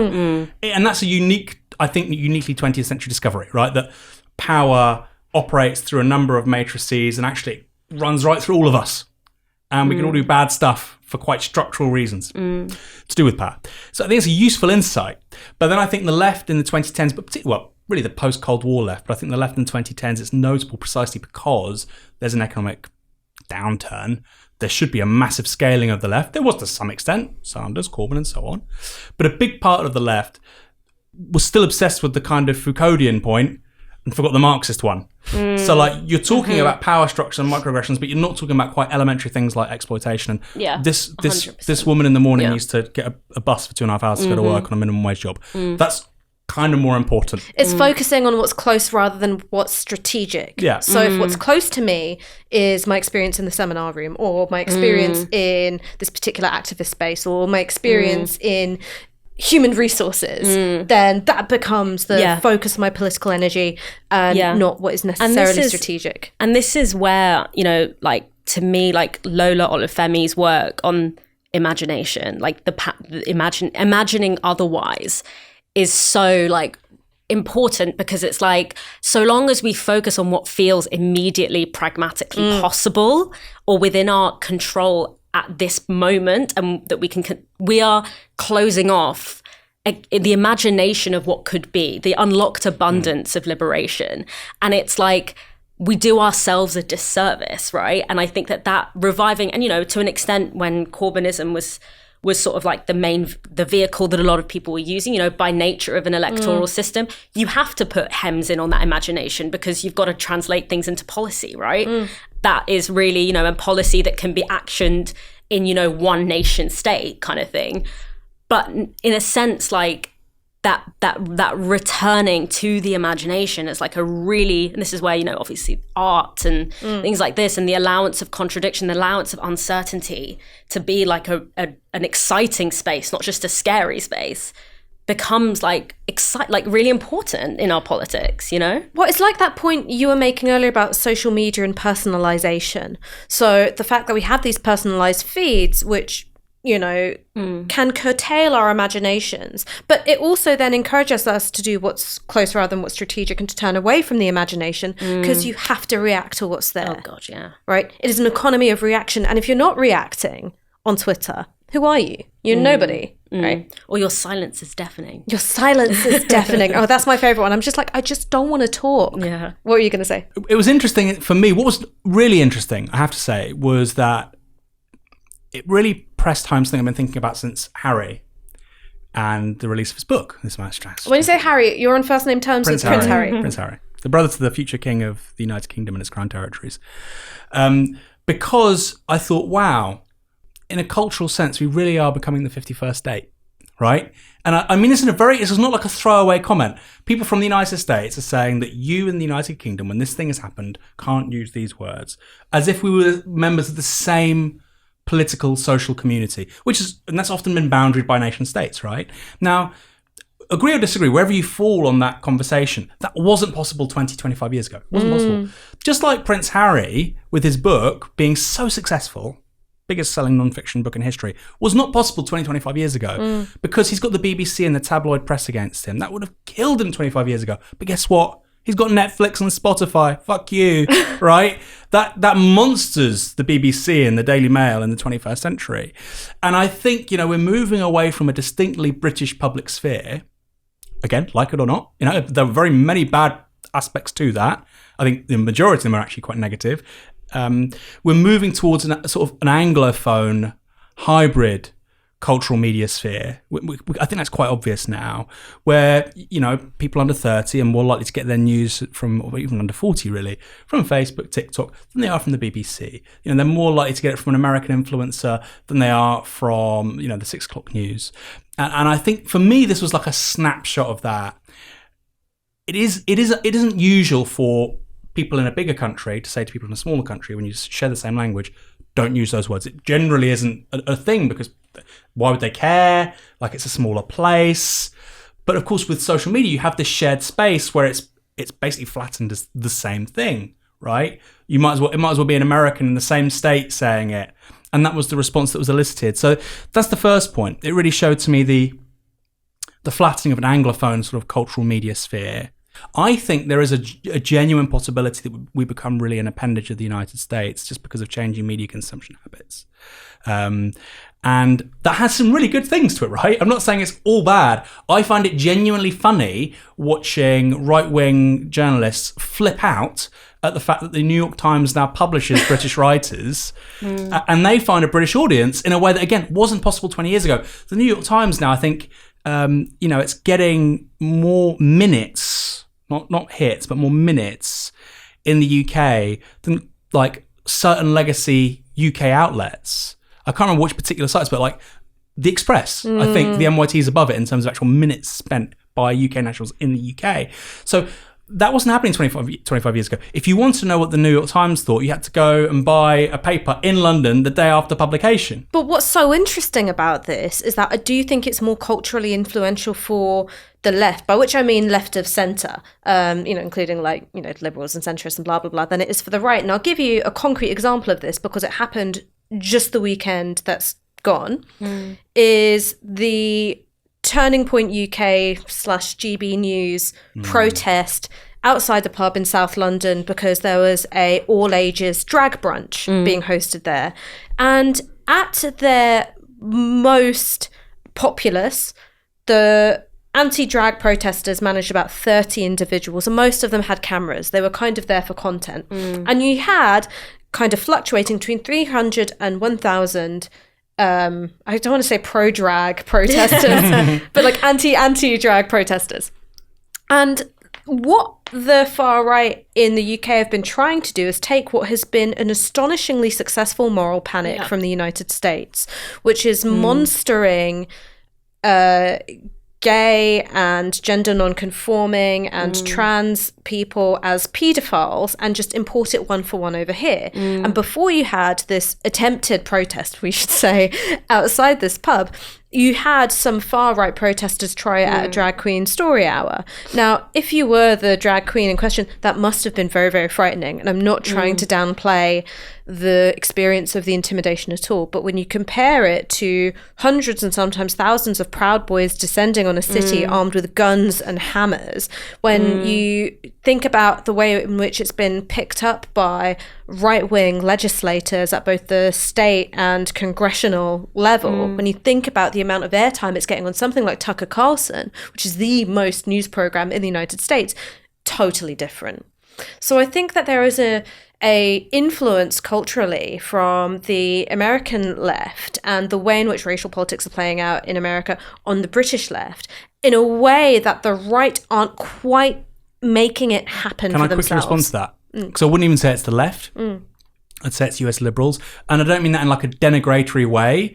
Like you said, the sort of younger millennial execs at Netflix or Spotify, and the things they believe in and their values and so on have an extraordinary impact on this country's culture. Extraordinary.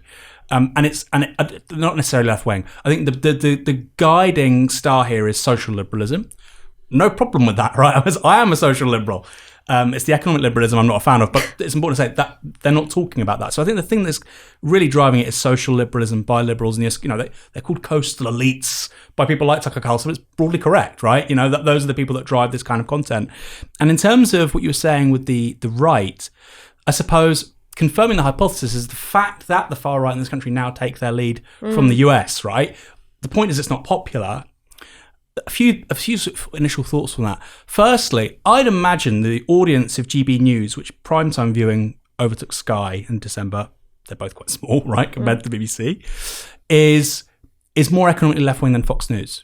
I'd imagine. I'm sure very racist or bigoted or whatever, but I think, and on social issues, quite conservative, but I'd be intrigued on their economic views. I'd be intrigued because we know that older Brits actually, when it comes to things like public ownership... Commission that poll with Redford and Wilton, my G. Let's do it. So I think that's one big difference between here and the US.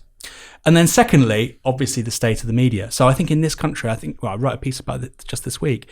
In this country, broadcast media is basically New Labour. right? Which, you know, it's good if you want to bash the Tories. When you've got a leader like Jeremy Corbyn, it means that both the press and the broadcast media are going after the Labour leader more than the bloody government, which is what we had between 2015 and 2019. But what it also does mean is you inoculate the body politic from this kind of stuff a bit better. Like you said, Tucker Carlson, Fox News is the biggest broadcast news show in the United States. We don't have that here. But do we, I mean, is that a specific thing to Britain? I mean, America is a global empire. It's an imperial force, and cultural imperialism is such a huge part of it. Like, I do think that US discourse does shape things around, you know, it has that kind of like power around the world. And I think that there are particularity, you know, when you think about the transphobia example that you use, what's specific about here is the role of feminism. Or feminism, you know, centrist feminist, like white feminists, whatever you want to call them, the role of this like feminist language in this emerging fascism against trans people. I feel like that's not as salient in the US, and I've always tried to figure out, I have my own theories, but like why is British feminism like why does it have this history of transphobia that like US feminism, even white feminism, doesn't have as much, in that the moral panic around trans people in the US is very squarely coming from the evangelical right. I don't see as much of a proactive role by, you know, middle class white feminists. I think it's because US feminists have had to engage more substantively with black feminism than we have here, and this whole idea of like womanhood, women's safety, and all this being deployed in ways that are incredibly like oppressive and gnarly. And this idea of like woman as not a stable category, but actually kind of like gender that people have very contested access to this category of woman, and that confers a kind of power. We haven't engaged, not because there haven't been black feminist movements here, but because there hasn't been, those black feminist movements have been erased from history. Yeah, they've been so sidelined. Yeah, I mean, like the Heart of Race went out of print for 30 years. That, you know, in America, in the US, you have like more prevalent like black printing presses. You have like black publishers. You have more black archive. There's so many reasons why that might be the case, and so there is still like a kind of specificity here that, you know, can't be kind of flattened in that way. And like for me, the example in the transphobia one is that the complicity of a particular kind of feminist language. Can I add to this a bit? Because I think you're totally correct, and I think there are some other really important differences as well. One is that in the UK, ironically, because we don't actually have a formal separation between church and state, we have overall a much more secular culture. So the strength and the political strength of the evangelical right, particularly from, you know, Nixon and Reagan onwards, means that you've got this kind of direct connection between religion and the biggest right-wing party. Yeah. Right? It's huge. I also think that there is a difference, and this is why it's being led by men in the US and women in the UK, is that the UK moved faster in incorporating women into its elite political and media class, I think, right? I think that the UK moved faster. We had you know, they're still waiting for a female president, but, you know, we've had Thatcher, May, and Truss, girl bossing her way into oblivion. Finally, representation. Incompetent women at the top. I was like, I'm her. Just not turning up for work. No, I was like, slay. The economy. But yeah, so we did all those things. And also I think when you look at the composition of, less so in the lobby, but you do have some, you know, obviously very senior female journalists within the lobby. But in terms of political columnists, not just lifestyle columnists, but political columnists, more women. Right, more women, and these are the women who were, as Aaron describes, kind of like, you know, not much to divide them on the spectrum between Tony Blair and David Cameron, who have been most threatened in terms of loss of status when it comes to the rise of a more intersectional feminism, which younger people are more au fait with and in favour of. Right? So when this younger generation comes along and goes, look, I know that you're a woman, but you're also like the daughter of a baron. or you are exceptionally wealthy and your experience doesn't have anything to do with the majority of women, and you're white, right? And you're straight and you're cisgender. And actually, here are all these voices and perspectives which have been shunted to the sidelines. And because of social media, because of the rise of digital media, we don't have to take it anymore. These are the women who are most threatened by that loss of status. And I think because of, the UK is a deeply racist society, but it has become socially unacceptable to articulate that racism explicitly. You have to code it, you have to dress it up.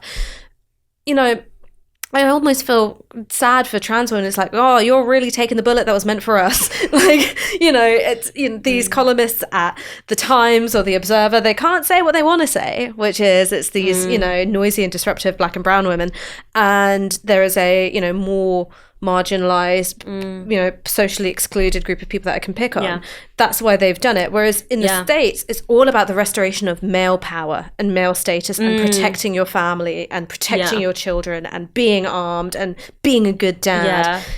Women kind of have nothing to do with it. And this is where it's like, again, we come back to that question of ego, where it's like, if you are truly invested in a radical and liberation politics, which these people aren't, obviously, and I don't even think they really necessarily claim to be, you kind of have to not lose your mind at the idea of your status being threatened. You have to be able to think in a collective and operate in a collective way. The issue with that is that everyone's got rent to pay. I mean, actually, that's a lie. Not all of these people have rent to pay. Let me tell you, these columnists at the Times do not have rent to pay. Yeah. But like, there is this thing of like, when it comes to like, oh, should people lose their jobs over things? And it's like, I don't really like, as a kind of, from a union kind of perspective, I'm like, I don't really want to see anyone lose their job necessarily. And if we're not talking about the media sphere, if we're talking, which is a kind of different kind of job and wields a different kind of power, but when we're talking in other contexts, this is kind of like, okay, well, where's the line between like holding accountable and like taking food off people's plates, Well, tell you what, you mentioned the word ego, so let's have a look at a clip from Oscar contender Tar, which I think is a really amazing example of ego and anxieties around loss of status in action. Okay, so just between us girls, what did you think about the Juilliard scene in Tar? So I haven't seen the whole film, which, having seen that scene, I'm like, okay, I need to get on this because Cate Blanchett is a vision. I think that she really made me into the idea of like a female Weinstein. I'd be like, I co-sign women's rights and also women's wrongs. Literally. And that is my feminism. That, and also get women out the workplace. Not interested. I do think that scene, I think the speech highlighted and brought to the fore a lot of the contradictions and kind of like, it was certainly like provocative. I do think that the student character was written kind of very thinly when you consider the texture and the weight and the fact that the Cate Blanchett character was like allowed to kind of sit in contradiction, but then that student was kind of seen as just like a kind of plot device to just try and kind of give something for Cate Blanchett to then respond to. And I don't think that is a fair representation of the conversation that's taking place. I think it's a representation of the conversation that's taken place in the minds of people who haven't actually had that conversation, particularly not in a classroom setting. But what I was thinking about it as well, like watching it as someone who teaches, was she's not being a good teacher. Yeah. Like at the end of the day, like when you are teaching, students are going to ask you things that will char with, your own perspective of what you're teaching. And part of the discipline of being a good educator is to engage with it in good faith and to not resort to things like, humiliation and all of this, but to engage with it passionately for sure, but also in a way that is, humanizing and kind of honest and engaged. And that's what I was thinking is like, yeah, that wasn't a good example of teaching, Aaron? To me. She's getting fired. I haven't even watched the whole film. I've just watched that clip. She's done. I was watching this, I was like, what the hell is this woman thinking? I think Dalia's right. I think everything Dalia just said is true. Although I would add, there are moments, it's kind of interesting because it's kind of like a cardiogram, right? She goes up and you think, oh, this is a bit much. She's being a bit harsh. But then she says, but he has a point. In the canon, we decide. So, and I was like, okay, so she is engaging with some of his feedback. And I would also say that, you know, they're not discussing any subject. They're talking about conducting music. And a conductor is meant to be humble. A conductor is meant to bring out the best in others and isn't meant to be the center of attention. So it's kind of unique in terms of like an allegory of teaching, right? So it's not like if you were teaching English or mathematics and somebody had something of a misgiving around the content, I'd agree with Dalia. But the very nature of being a conductor is that you kind of repress your ego. I mean, that's the irony, right? Which is like Cate Blanchett's character is so motivated by ego, and that's why she can't help but humiliate the student. And that was the thing which really struck me watching it, which is it reminded me of some interactions I have had with my students where they're so interested in questions of identity and representation that the question is almost, should you be teaching this thing at all, rather than what do you think about it? How do we engage with it? How do you reshape the canon, decide what's in it, or change the way in which you're reading it? And it reminded me of all those things. And I did think that the things that she was saying about the need to engage with Marla or Bach was right. But just because she was right didn't make her a good teacher. And she was still wrong in the sense of seeing the seminar space as a stage for her own ego. I mean, that's the big irony, is that she's kind of castigating the student for a kind of egoism by focusing on, you know, being a BIPOC pangender individual, but her ego is just like a runaway train powering the scene. But shouldn't teachers be egotistic if they're talented and they've got something to teach their pupils? Like if you go to a top university and you're going to seminars or lectures with a world-class academic, part of that package is the ego, right? I mean, not to say you're going to enjoy it or like it, but you think this person is the world's leading expert in international human rights law. Okay, they have an ego. That's life. Or am I being too generous? What do you think? I mean, my narcissism is nothing to do with this conversation. Yeah, Dalia is like, do not at me. Well, I don't really, I mean, it depends what you're teaching, right? You know, the things that I teach, you know, I teach on a load of different things, but I tend to teach on things that people feel like shapes their personal experience to an extent. You know, when you're teaching like a class on geographies of race, which is like the last thing that I taught, that is something that you can't really separate from. People experience it. We're living in the geographies of race, right?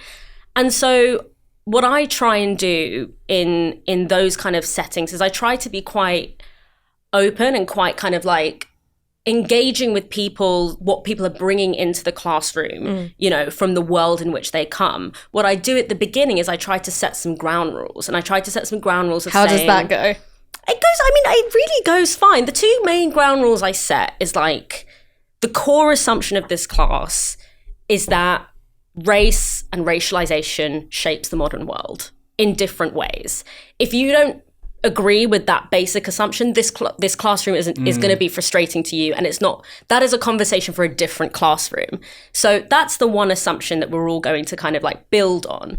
And then the other thing I also say is this isn't a therapeutic space. This is an academic space. And so there is a sense of we are trying to engage with, yes, topics that can bring out like, and you can have sort of quite uncomfortable conflicts and stuff, but fundamentally we are trying to engage with race and racialization as an academic subject.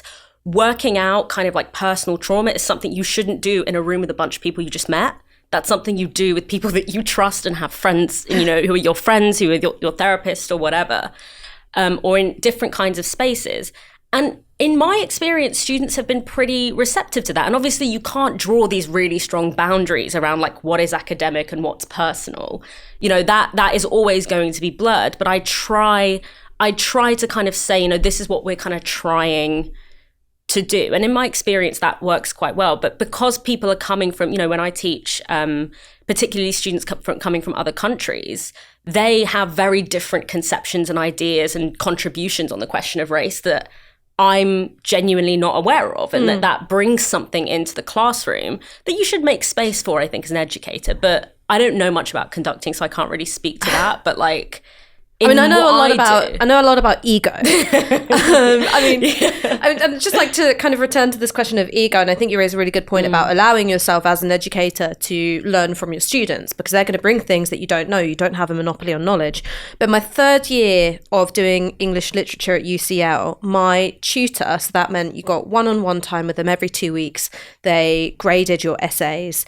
My tutor was the head of department, who was John Mullen, and he was kind of like a little bit of a literary world celebrity. He was always on the culture show, and his lectures were really funny in some ways and frustrating in others. And the funny thing about them was that they were kind of a stage for his personality. So he'd kind of caper around the room being like, hear thou great Anna, whom 3 realms obey. Where's that from? And would like point at you, and you'd be like, the Rape of the Lock, and he'd be like, which canto? And I'd be like, I don't fucking know which canto.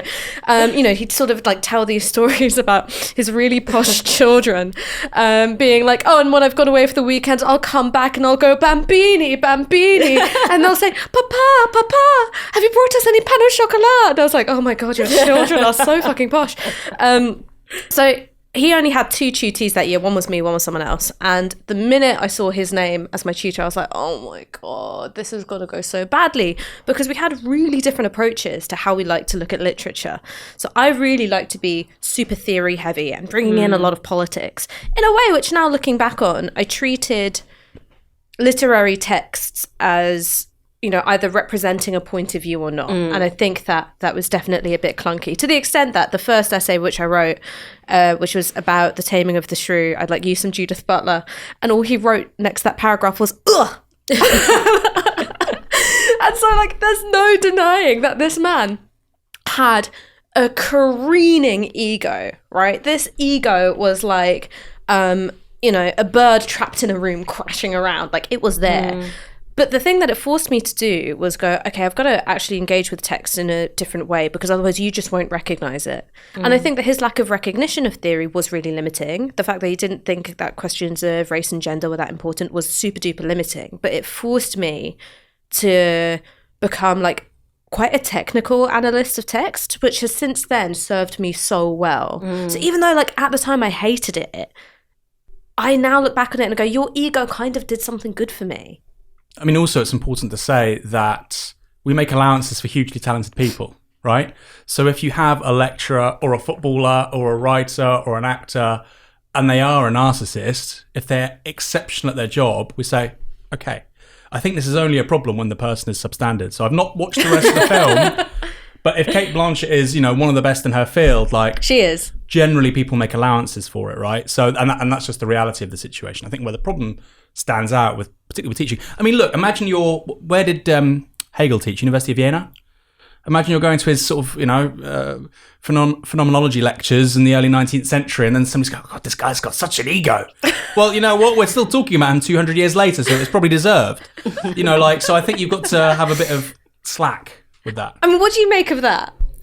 I think that pedagogically, it's not it's not as conducive, I think, of like trying to, because also the personality that you bring into the classroom as a teacher is different to the personality that you bring when you're, delivering research at a conference, or like when you're, going on TV and doing like public intellectual work. You are trying to create an atmosphere that is conducive to exploration and challenge. Because, the story that you outlined there, I think it's really interesting there because you showed intellectual generosity and a willingness to kind of take his provocation as a prompt to reflect on your own self and to say, like, in my defense of how I've chosen to approach this text, now I can really drill down into like, why am I so attached to this? What is it limiting me from doing? What is it enabling me to do? Because no approach is going to do everything,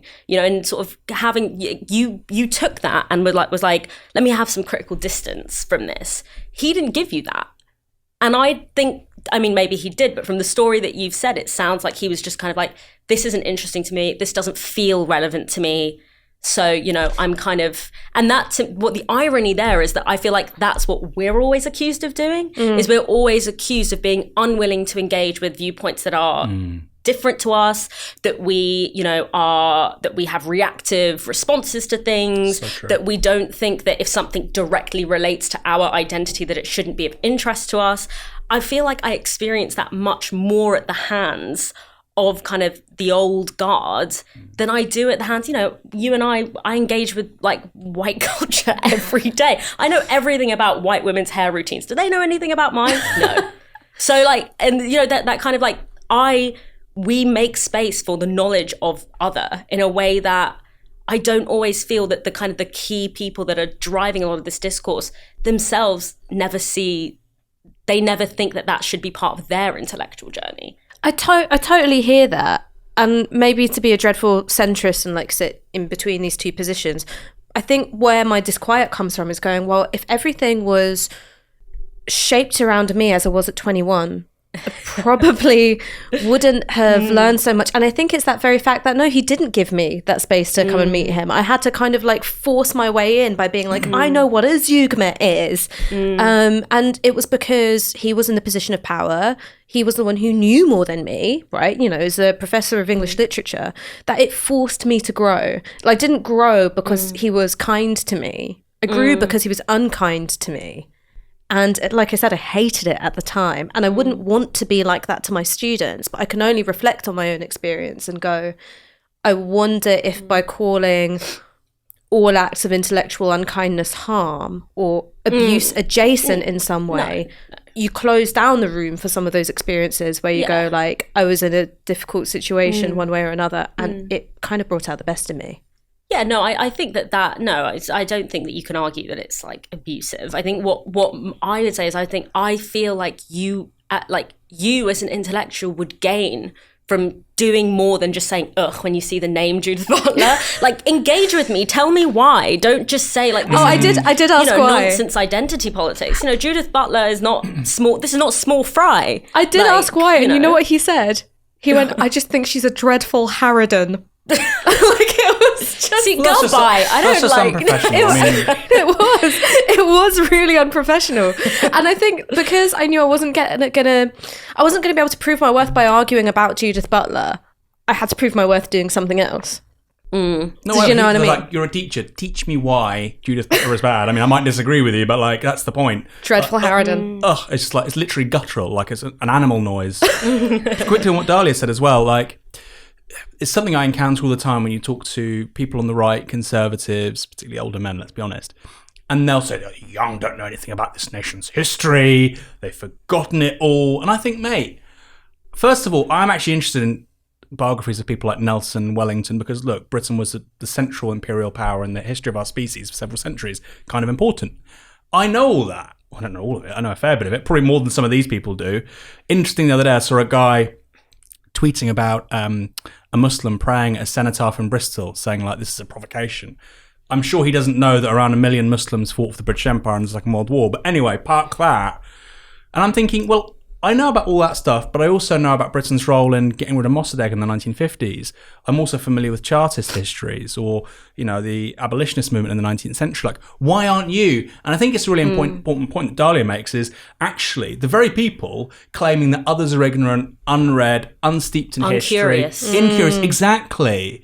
They're describing themselves. Every accusation is a confession, as they say. I mean, what do you make of that? I mean, this must be something which you encounter again and again within the academy, is when you demonstrate a curiosity in other political histories, you're accused of being ignorant of British political history. But when you demonstrate knowledge of British political history, they go, why are you talking us down as a nation? Yeah, I mean, British people don't like to hear about themselves. And that's, that is the kind of fallacy of this. And I think that this is where the kind of the lack of intellectual curiosity is so it's so distressing to me, because what they're saying is not you need to learn more about British history or you need to understand more about British history.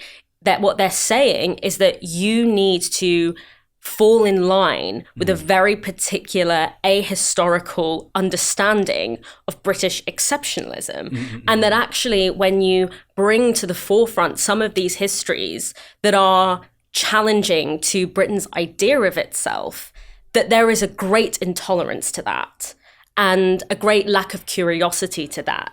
And I've seen it described in so many ways, not least, when I was working on in the Roads Must Fall campaign, the range of things that I saw, and the one that really, I was like, okay, this is what they actually think of us, is this idea that teaching alternative memorializations of Britain is dumbing down the curriculum. And it fundamentally comes from this idea of you're too stupid to be here. You're too that's what they associate, these particular forms of knowledge production. They associate it with stupidity because of their idea of who's producing it. But I also think, when we talk about this idea of intolerance, when we were campaigning around the statue in Oxford, Chris Patten, who was the last colonial governor of the British Empire, he was the one who, quote unquote, handed over Hong Kong to China, called up the radio and said that if we don't like it here, we should leave. What is that if not an intolerance to intellectual challenge or an incuriosity? I don't have the power to call up the radio and tell people and say who should and shouldn't be, in a particular university. But he does. And the funny thing is the inversion where it's the snowflake student that is the intolerant one. And it's the snowflake student that's not only intolerant, but wields a power that is, I didn't know we had this kind of power to, chase people out of countries, to chase people out of universities. The Chancellor literally went on the radio and said, you shouldn't be here, you don't belong here. I mean, I think this brings us back round to the Juilliard scene in Tar quite nicely, and it's the relationship between something which is being taught in an elite university particularly, and particular kinds of veneration. So when people say learn your history, they don't mean learn your history, they mean venerate British history. They mean keep the statue of Cecil Rhodes up. Look at these men as kind of, founding fathers from whom you are descended in some way. And so what if they did a genocide here or there, right? It's actually demanding you have a particular emotional relationship to it. And part of the central tussle in that Juilliard scene is about veneration. It's Cate Blanchett's character, Tar, saying, you must be a supplicant to the music. You must humble yourself before Bach, before Mahler, and you cannot bring your identity here to kind of sully it. And the student, who I agree is kind of flimsily written because you don't really get to see them go, I do want to be in conversation with this music and this is me speaking back to it. You kind of just get them having a bit of a strop. But to me, it gets to that question of veneration. I mean, do you find that you're kind of in, it's not a case of learning, it's a case of showing sufficient deference to? Yeah, and going back to that whole idea of history, British history is, quite predictably, hugely interesting because of its role in the world. And I find these contradictions actually encapsulated in conversations around who's the greatest Briton of all time. Because for me, clearly it's Darwin or my nan or Newton, right? If you're talking about in 1,000 years' time, there'll be physicists who know those people, biologists.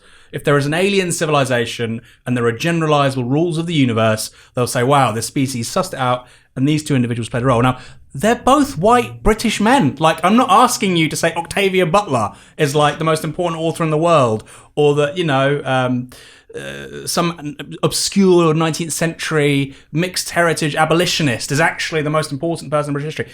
But they can't do that precisely because the whole discourse is about British exceptionalism. And so they say Winston Churchill, right? Because if you say Darwin or Newton, it's well, lots of countries have scientists, lots of countries have biologists or people who've made scientific breakthroughs. The Poles can then say, well, we have Copernicus, same kind of thing. Or the Arabs can talk about, various people that they've had in their culture over the centuries. So that default of saying Churchill, the Second World War, clearly the question of the greatest ever Briton serves a political purpose. And like you say, there is a preordained role, right? And there's a preordained answer. This is not actually a question. Who is the great? It's not a question. People get so upset when you say... It's a cue for the right answer. People get so upset when you say the Russians got to Berlin first. And I remember this discussion, and it was going on around the time of, it was Winston Churchill a racist, was the Bengal famine a form of genocide? What about the things that he said about using poison gas on Arabs? What about, his his actions in sending the army against Welsh miners, I was like, well, hang on, we are able to have like, you know, a two things true at once view of Stalin, won World War II, and also presided over the horror of the gulags. Why can't we do the same for Churchill? And then people got really mad at me, and they were like, oh, she wants to have a nuanced view of Stalin, is it? You know, Captain Genocide. And I was like, he did win World War II. Like, that's all I'm saying. And so did Churchill. Did some genocides, won World War II. I'm just saying, bam, bam. Well, this is where I think the statue, because on the one hand, like the statue's discourse is like boring and overhammed and just frustrating. But on the other hand, I think it is really symbolic of the broader contradictions in this claim to academic integrity. And, you know, but then also the very political purpose that the memorialization of history serves. And to me, the Cecil Rhodes statue in particular was like such a good symbol, because it was, you know, there was, at the same time, there was a similar campaign. I mean, the Oxford campaign was inspired by the South African campaign, where, you know, you have this massive statue of Cecil Rhodes and it's right in front of the university. You can't miss it. In Oxford, it was different. In Oxford, it was like, it's above eye level, so it's right up, like on top of the building, and it's kind of nestled in. You can't really read or see or know who it is.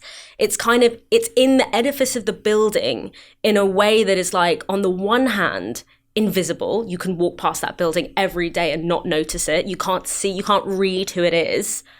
On the other hand, it's hyper visible. It's on the high street. It's in the building.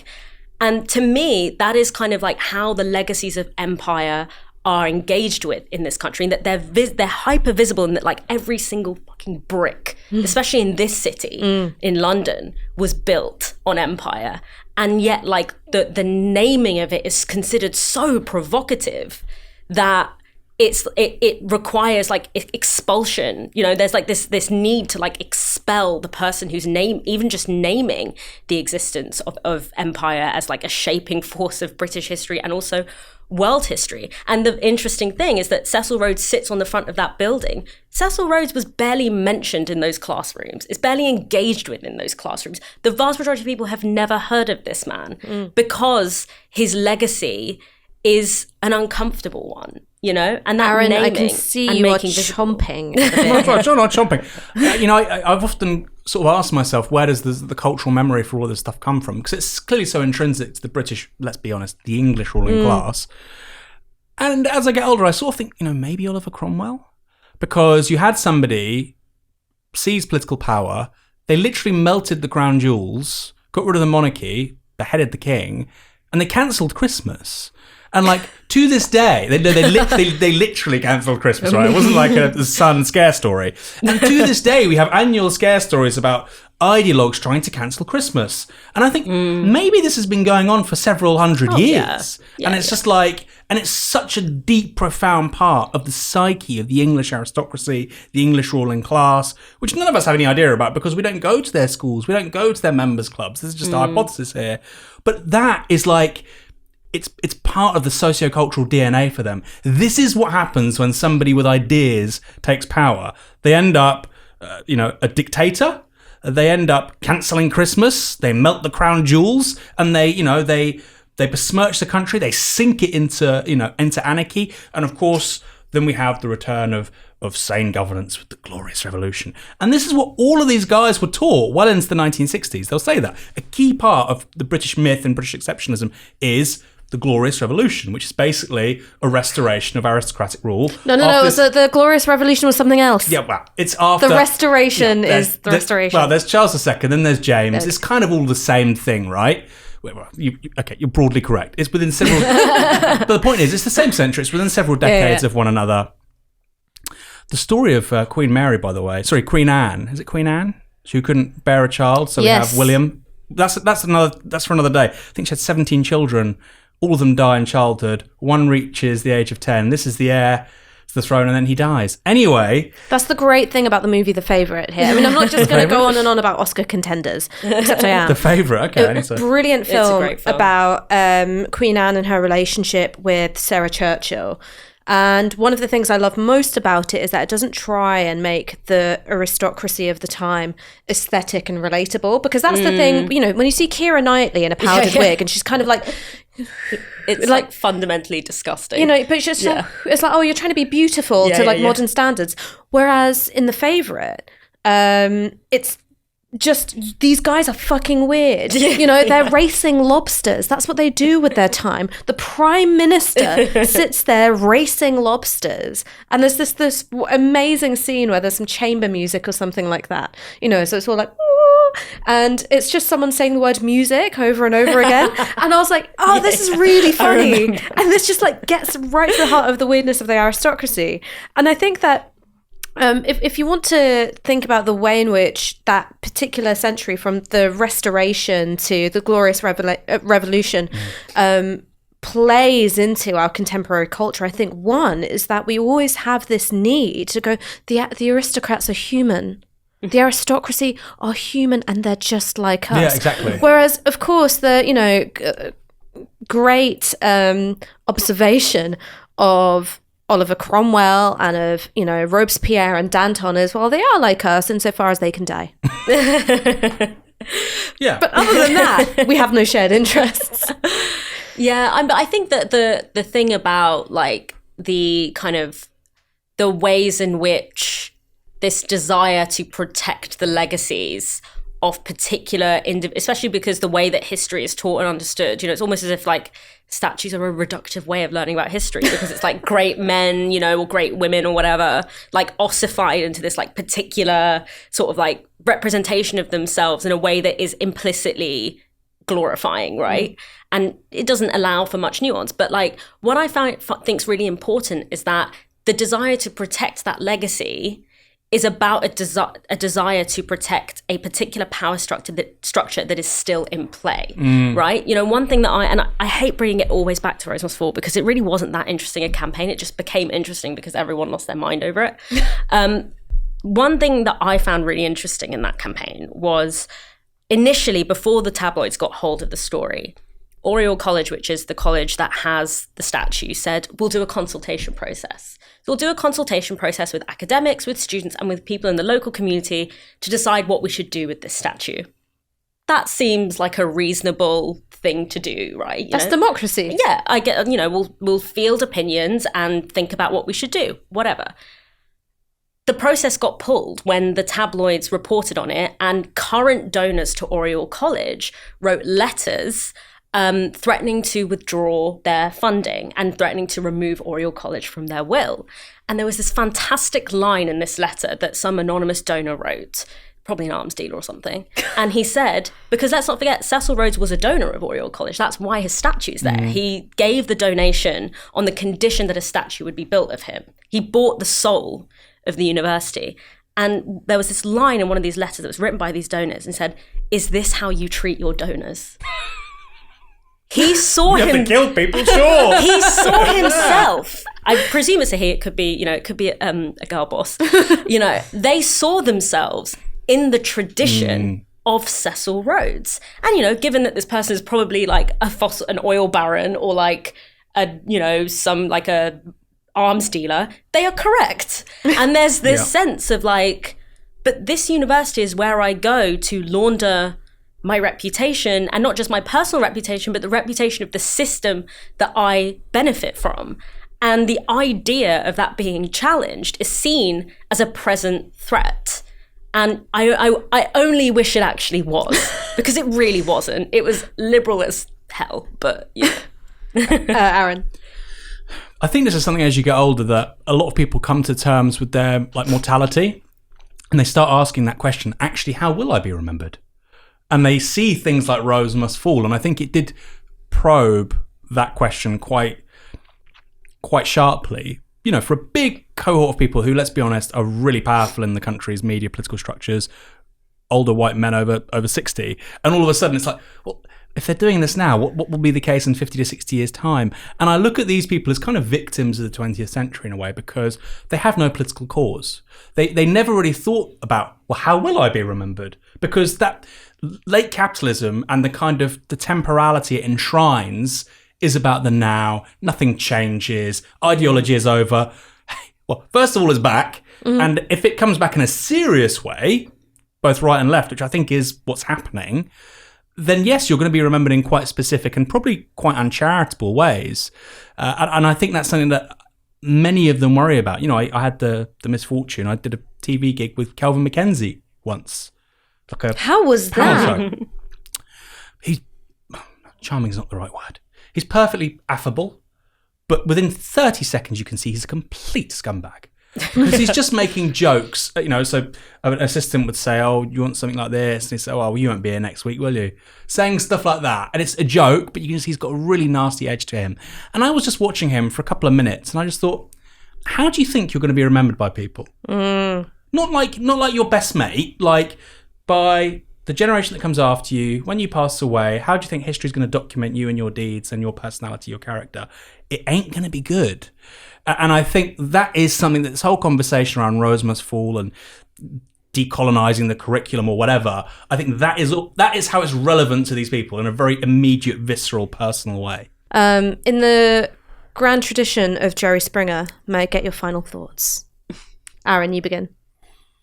Yeah, it was something I was thinking about as we were talking with regards to the centrists, female columnists and sort of members of the media class in this country. And that is conditions determine consciousness. And this is only something you get, and you sort of hinted at it earlier on, as you sort of move up the class ladder. I've identified as being working class in the past. My mum was a cleaner, my dad's a taxi driver. But, you know, we have Novara Media, we're in London, I went to university, I now only drink M&S Gold tea. It's pretty fair to say I'm middle class, right? It's pretty fair to say. And as that happens, you see how this works. And I'll give you an example. I did a TED Talk last year in Vancouver, and they flew me over business class. And then, of course, I had to take my wife. It was a free holiday for her. So they said, okay, well, we'll give you 2 first-class tickets instead. So First class? Sorry. No, I think... Mate, Luke could go in. No, we went from business class to economy business. Okay, all right, economy business. Oh, okay. Which was just... I was like, wow, people fly like this? Even economy business was, like, extraordinary. Then we go to the hotel. Obviously, I complained because it was like too noisy and shit. And they're like, we've got one place left. It's it's not the 4-star hotel. It's at the 5-star hotel down the road, and it's the top floor suite. Great. Okay. Works out this is like a $3,000 a night suite. I've never been anywhere like this. I didn't realize people live like this. Okay. Room service, can I have a ginger tea? Yeah, anything. They treat you like a demigod. Right? And after about 2 days of this, I thought, now I understand why Prince Andrew thinks he's so fucking funny. They laugh at everything because particularly in North America, because of the tip culture and whatnot. They were sadly disappointed in that regard. I mean, you know, I tried my best, but I didn't belong in that suite. Right? Yeah. And it was interesting for me because, you know, I just had a snapshot of that life for 3 or 4 days. And I was saying to my wife, I said, look, if we did this for 6 months, I would be a fucking arsehole. You'd have to be an incredibly strong-willed person, incredibly resilient to stay the same and remember who you are. And very quickly, I remember Yanis Varoufakis saying this, you know, once you've done business class on a plane, you know, I'm flying EasyJet to Venice with my in-laws for one of their birthdays. So there you go. I'm still grounded. But the money didn't change me, baby. It didn't change me. But he said this, he said, once you've done business class, then you fly economy and you start to look around and go, I'm better than this. Right? Conditions determine consciousness. And that is, again, one of the big insights of Marx, and it should be central to left-wing thinking. But if you say this to these kinds of people, they just go, it's nonsense. I don't think these things because I'm wealthy and privileged and I come from the background that I do. I just think them because they're right. Well, you know, maybe have a bit of critical reflection on that. And I think that is one of the purposes of the left in the media, to say, well, maybe these things that you think are true and are just like, you know, as real as walking, talking and breathing air, maybe they're not. That's a big part of our job. Do you know the first time I ever met Yanis Varoufakis? Have I told you the story? Flying business class? Absolutely not. It was in 2015, I think, when he'd come over to London for the negotiations with George Osborne. So this was when he was still the finance minister of Greece. And he walked into the pub where I was working to talk to a journalist. And he ordered a Peroni and sat down because, you know, Europeans, they don't understand that you get served at the bar the whole time. So I took it over And I really admired him, like particularly at that point, seeing everything he was doing for Greece. And I interrupted the conversation he was having with whatever journalist, and I just went, I've just got to say, I really admire everything you're doing for the Greek people, and keep sticking it to the Troika. And he was kind of like, looked at me a bit puzzled, and he didn't say it. He said thank you, but I could tell in his mind he was going, thank you, English barmaid. And then a couple of years later, we met on a panel and he introduced himself to me, and I was like, nah, we met before. You drink Peroni. But yeah, that was a great pub. I would say Christian Guru Murthy drinks a gin and slimline tonic. Same with Jon Snow, the Channel 4 He must have sketched out the journal and I just thought, wow, this guy is box office. He's got like bartenders coming up to him. Maybe. Probably I didn't make any cameo, any features with Varoufakis that I read, unfortunately. I think that seems like a really good place to wrap up. So thank you for joining us for what has been a marathon edition of Downstream. This has been Dalia, Gebrial. This has been Aaron Bastani. And I have been Ash Sarkar. Thank you.